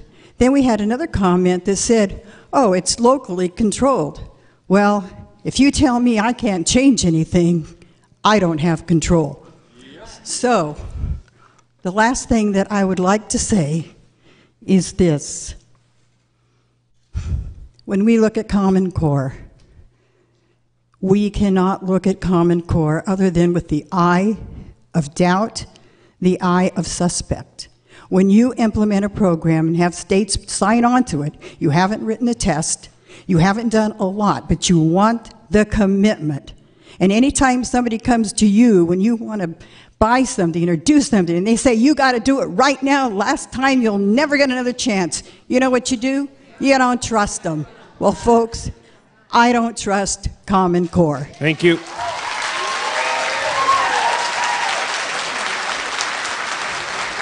Next question, please. Ma'am. Okay. My name is Lynn Gerisi, and I'm the mother of a middle school child, but I had some personal experience with the curriculum when my child was younger, and my request and my question has to do with if those of you involved in the teaching and implementing it in the school district would look at the exact curriculum and how the variety of learners are served by that. From gifted children, children who have dyslexia or might have visual processing delays or gaps, how are they cared for within this program? How can they learn? Dr. San? Yes. Thank you for your question. I think that, well, I know in our district, whether it's a student of special needs, as you've described, whether it's a student that's gifted, who needs to appropriately be challenged, the curriculum is decided at the local level. The Common Core are standards, those are benchmarks that students must accomplish, but the facts, the process, that gets decided locally. We are making sure that as we prepare our teachers, and Dr. Barstad's already provided the timeline for that, that all populations of our students are included, all of them. That involves teacher training. It's not all done at the university setting, but it's done here locally through what's called professional development, and it's done through careful consideration of both the materials as well as the way they're being delivered. Depending on the student's particular needs, there are adaptations, and our understanding at this point is those considerations will be given so that when we move from the current assessment program into the new one, that those adaptations or accommodations will be available. I appreciate your answer, but I have a little bit, another second part to my question then, to make it a little more clear what my question is. An example of this would be in math, for example. When my son was younger and he was being taught by a teacher who had been teaching for 40 years and taught in more of a classical, traditional, he thought he was a math guy. He wants to be a scientist. As soon as he got into the everyday math curriculum, he became very frustrated. And this program teaches not the traditional algorithms for long division, for example. It teaches 4 ways to do it. Lattice is the name of one of the methods. When I was in school, we called that fuzzy math, these other methods. And he just could not. It was counterintuitive. But the traditional way, the long division, straight ahead, he was great with. But the school was set on it, and all the neighboring schools were set on it. And he was out of luck, and I couldn't have him so frustrated, and I had to come up with an alternative on my own. And I don't know if you're right, that there is the other option. It seems to me teacher training should include working with teachers who've been teaching for 40 years and get their enhancement from them. The traditional ways worked. Well, I'll answer your question since you addressed it to me. Let me have a shot. Okay. At this one. One of the things that is changing dramatically in our world is the ability to get answers at your fingertips. And I agree. One of the things our math people are stressing is that kids will always need to know the math facts. I mean, right at their fingertips, you got to know, what's 6 times 8? 48. I know mine, okay? And why do you need those? And you need math facts and multiplication and division and subtraction and addition, because that's what allows you to have something called math sense. So we're going to have in front of us, our kids are going to have in front of us, the answers are going to be constantly right there for them. They're not going to have to write out long division. I think there's a place for it, for understanding it, but they're not going to have to write out long division in the workplace, in college. They're going to have calculators. They're going to have access to computers. What they're going to have to know, yes, they are. Please. What they're going to have to know, seriously, when is the last time in your workplace that you sat down and did 9 place divided by 3 place long division as part of work? You did it on a calculator. What we want to. Please let him answer the question, please. Come on, guys. we're not going to have, we're going to have a debate that's involved with who can be loudest. What we're trying to get kids to learn is when they come up with that answer, with a combination of facts and calculations and with the computer, is it right? Does it make sense? We want to try to teach them what's called math sense. And so in order to do that, we are going to need some basic facts, and we are going to need some algorithms. But we're also going to need them to understand how do you find the right answer and how do you estimate things like that.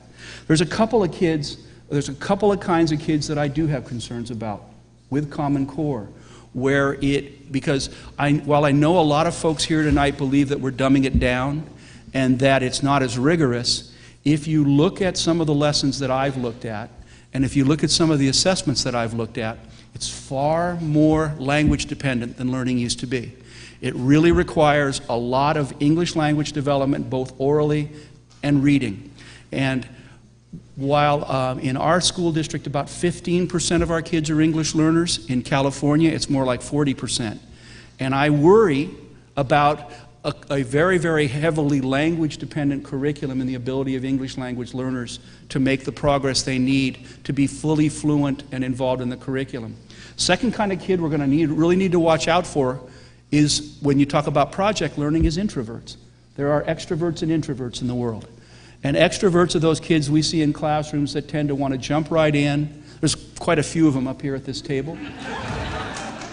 They want to jump right in, they want to give the answer, they want to talk about the field of ideas, and they can really, really do well in a project-based environment. The introverts are those quiet kids we see that don't often speak up, but maybe have very, very deep ideas and may be extremely creative. And I think one of the challenges we'll have is to make sure that we're reaching those kids as well. There are going to be challenges, no question. Dr. Evers, did you want to say something? Could you keep it short? I'd love to get a couple more questions in before 8 o'clock. So I wanted to, so the lady who asked said we should look with a skeptical eye. I just want you to know that the California State Legislature adopted the science standards before they were written, the new science standards. They adopted them before they were written. So that's due diligence. Okay, so in 1997, we had something like this issue about long division.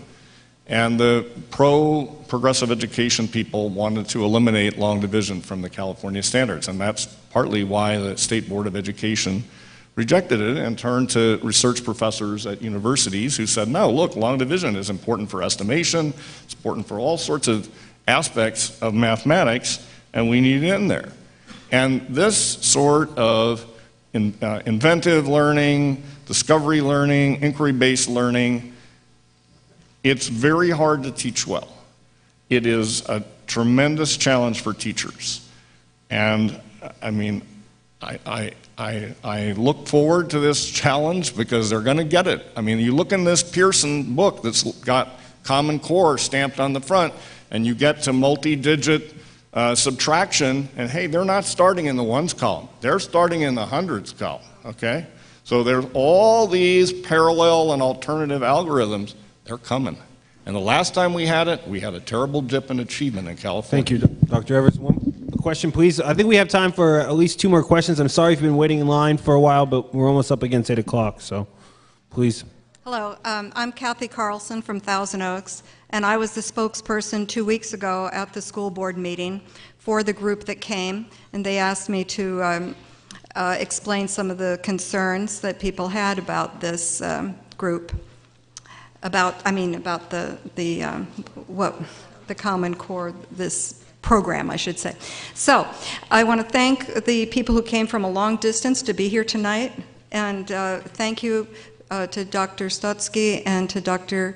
Evers. The way you articulated the problems with Common Core, it made it so clear that experts were not heard when this was put together. And when you said that it was copywritten, that has, I don't like that one bit. I want to tell you that I have taught in Uzbekistan. I'm familiar with education in Finland. I lived in Finland. I've worked in Japan. And these countries that you've been talking about and what the Common Core is saying, oh, we have to compete with these people. Let me tell you why they're so successful. Because those kids work so hard, and they don't use everyday math. Our district started that quite a few years ago, even though the junior high math teachers in our district came to the school board and said, please don't do this. It'll be a disaster. Also, because my kids are half Chinese, I visit the Chinese school that meets here on Saturdays at Thousand Oaks High School. The reason our district has such high math scores, I'm also an expert on understanding the API and explaining to people how you look at the different demographics. The Chinese community, I don't see very many Chinese parents here tonight. They're at home working with their kids. Thank you. If we got rid of those, so the reason the scores are so high, because those kids are the ones scoring way, way, way up there. If you look at the demographics for the other ethnic groups in our district, that explains why our district is in program improvement. The entire district has been for several Thank you, Kathy. years. It's been 2 minutes. I want to Has give, it? Yes. Okay. And I also want to say the dropout rate, it's low because the kids at the high schools are shunted over to the continuation school and they're given a test you, Kathy. when they get out. All right. We have time for one more question, please. I just wanted to say a couple things about what the gentleman said about the Latino community not being invited tonight.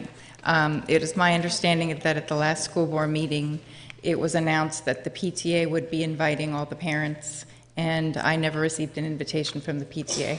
And I think that there's a lot more parents and teachers that should be involved in this conversation, and I'd like to have another meeting and have that announced more widely.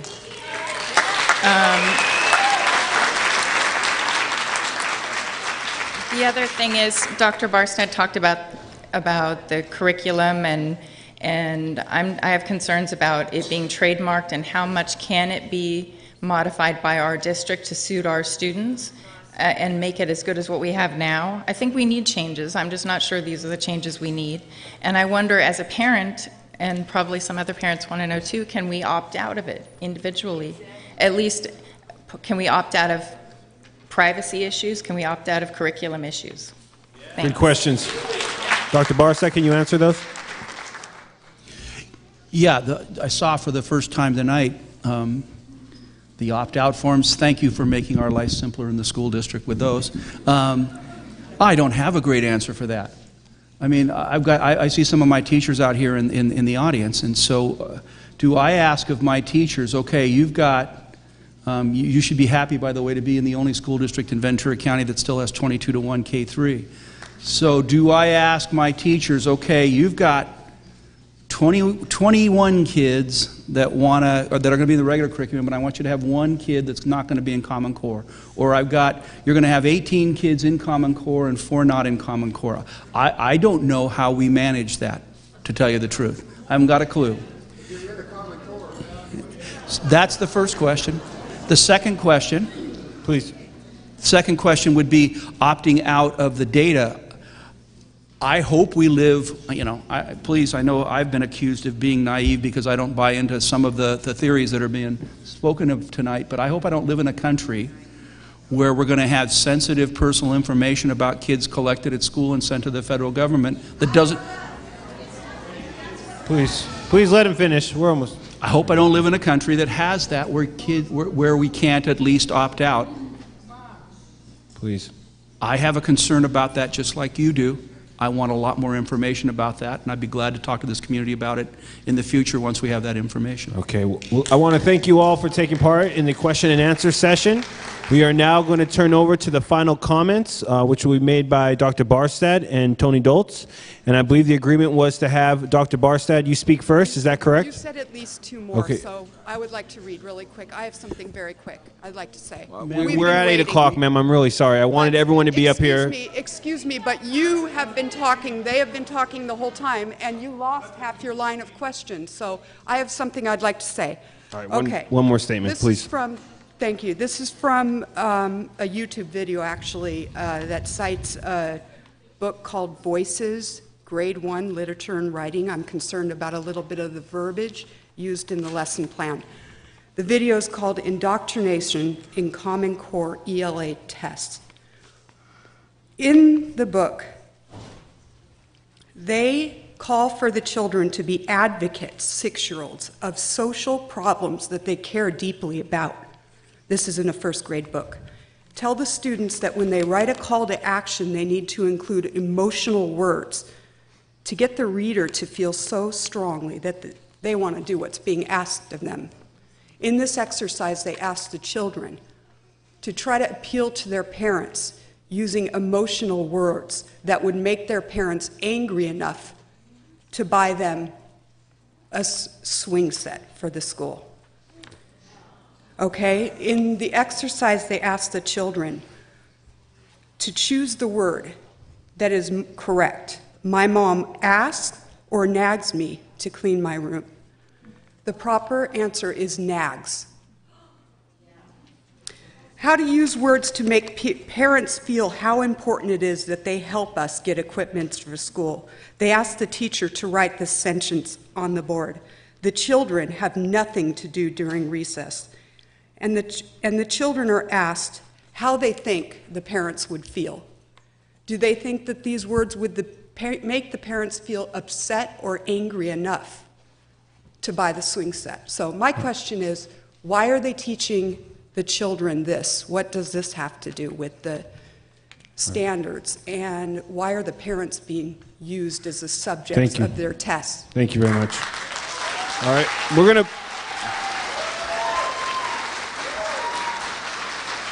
move on to the final comments of the evening. Dr. Barstad, please, if you, 2 minutes. I want to start by saying that one of the challenges that all of us will have in the future in the education and the development of our kids is that just about anything that anybody wants to put on YouTube, they can put on YouTube. Just about anything anybody wants to put in a wiki, please, they can put in a wiki. Please. Please. Hey, you've got to give some respect. Yes, please. I know that you have strong views, and that's right. All right. He's got to. All I'm saying is you got to let him finish, and please don't interrupt him. And thank you. It's just. Thank you, Dr. Evers. I know. I can completely understand that people have strong views on this, but we got to let him finish. The thing the challenge that we'll have with kids is for them to evaluate that information for themselves, and that it's the same thing that you folks have to do. Please. Hey. Please. We'll just finish it up. If anyone just let the two speakers who have speak. final comments, let them speak, and we'll be done here. Thank you. I'm going to say something a little different, and that is that if I ever had the privilege of speaking with some of you one-on-one, you might be surprised with the number of things that I agree with some of your concerns about state and national policy, but that's not why I'm hired to be the local school district superintendent. The other thing, but there's something that I would not agree with many of you about, and that is that the way we conduct ourselves in terms of our disagreements, that we should, a healthy American democracy has disagreements, but I do think we should express them in ways that are more productive than shouting at speakers, whether it's me shouting at you or you shouting at me. And I can tell you that that's something that we try to teach your kids every day. We couldn't have classroom discussions with that kind of behavior taking place.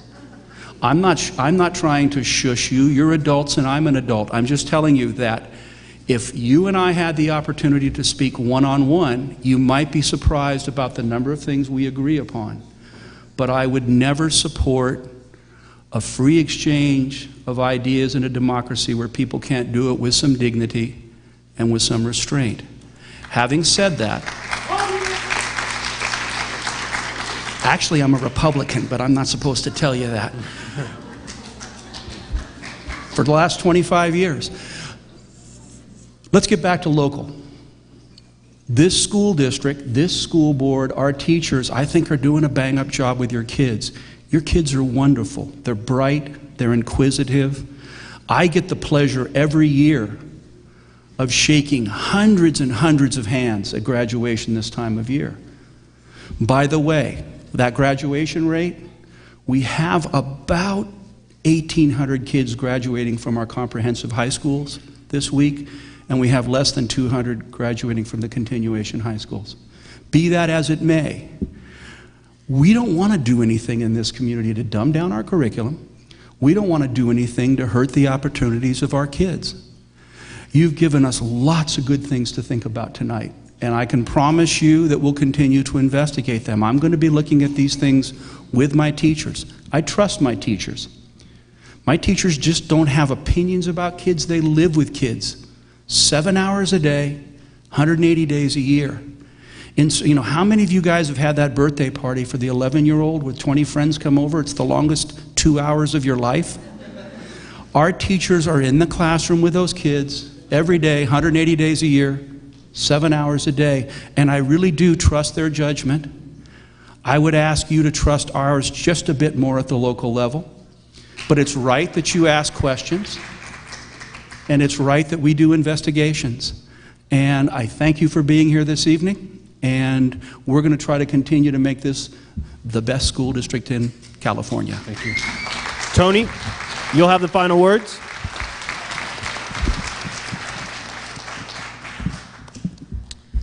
My name is Tony Dolce. I am the founder of Concerned Parents of Conejo Valley.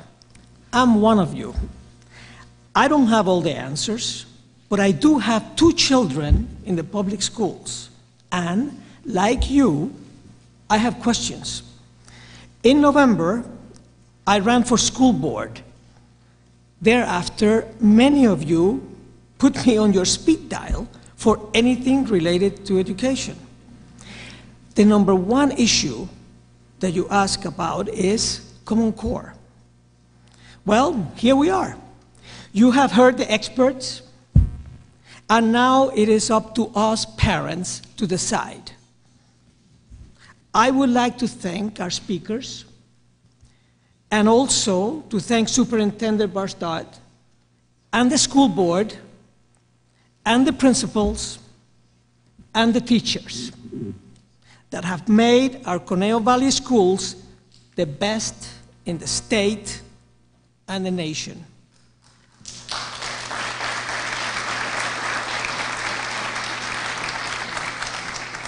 Ironically, the school district is now under obligation to abandon California written standards that, as Dr. Barstad have said, had given us outstanding outcomes and trade them for nationalized standards that are untested and, frankly, extreme.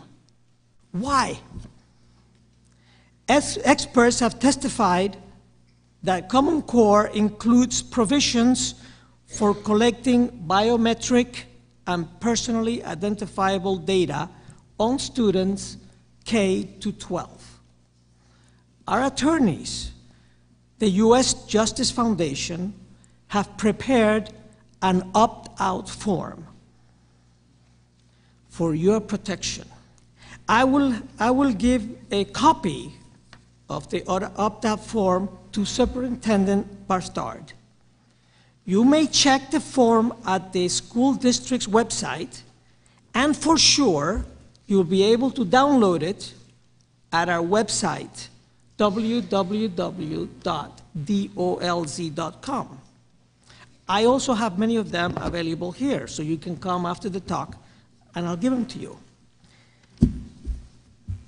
How many of you would like an update on what happens after the return to school in the fall? That's what I thought. I'm asking Dr. Barstad, on your behalf, to join us for an update forum in October, after we have classroom experience with the new standards. What do you think? Fair. Now, in closing, there was a comment made by Dr. Barstad, and I well understand it. He tells us what is his role, what he's paid to do. Now, some of the thorny issues that you're concerned about, he's not hired to deal with. So we are going to make that easy for him. because, as our founders did, we have to put limitations on our public servants.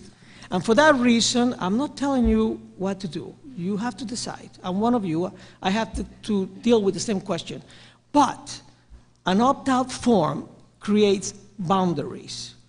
And in this particular one, there are 4 choices you can make, beginning with opting out of biometric data collection and personally identifiable data collection.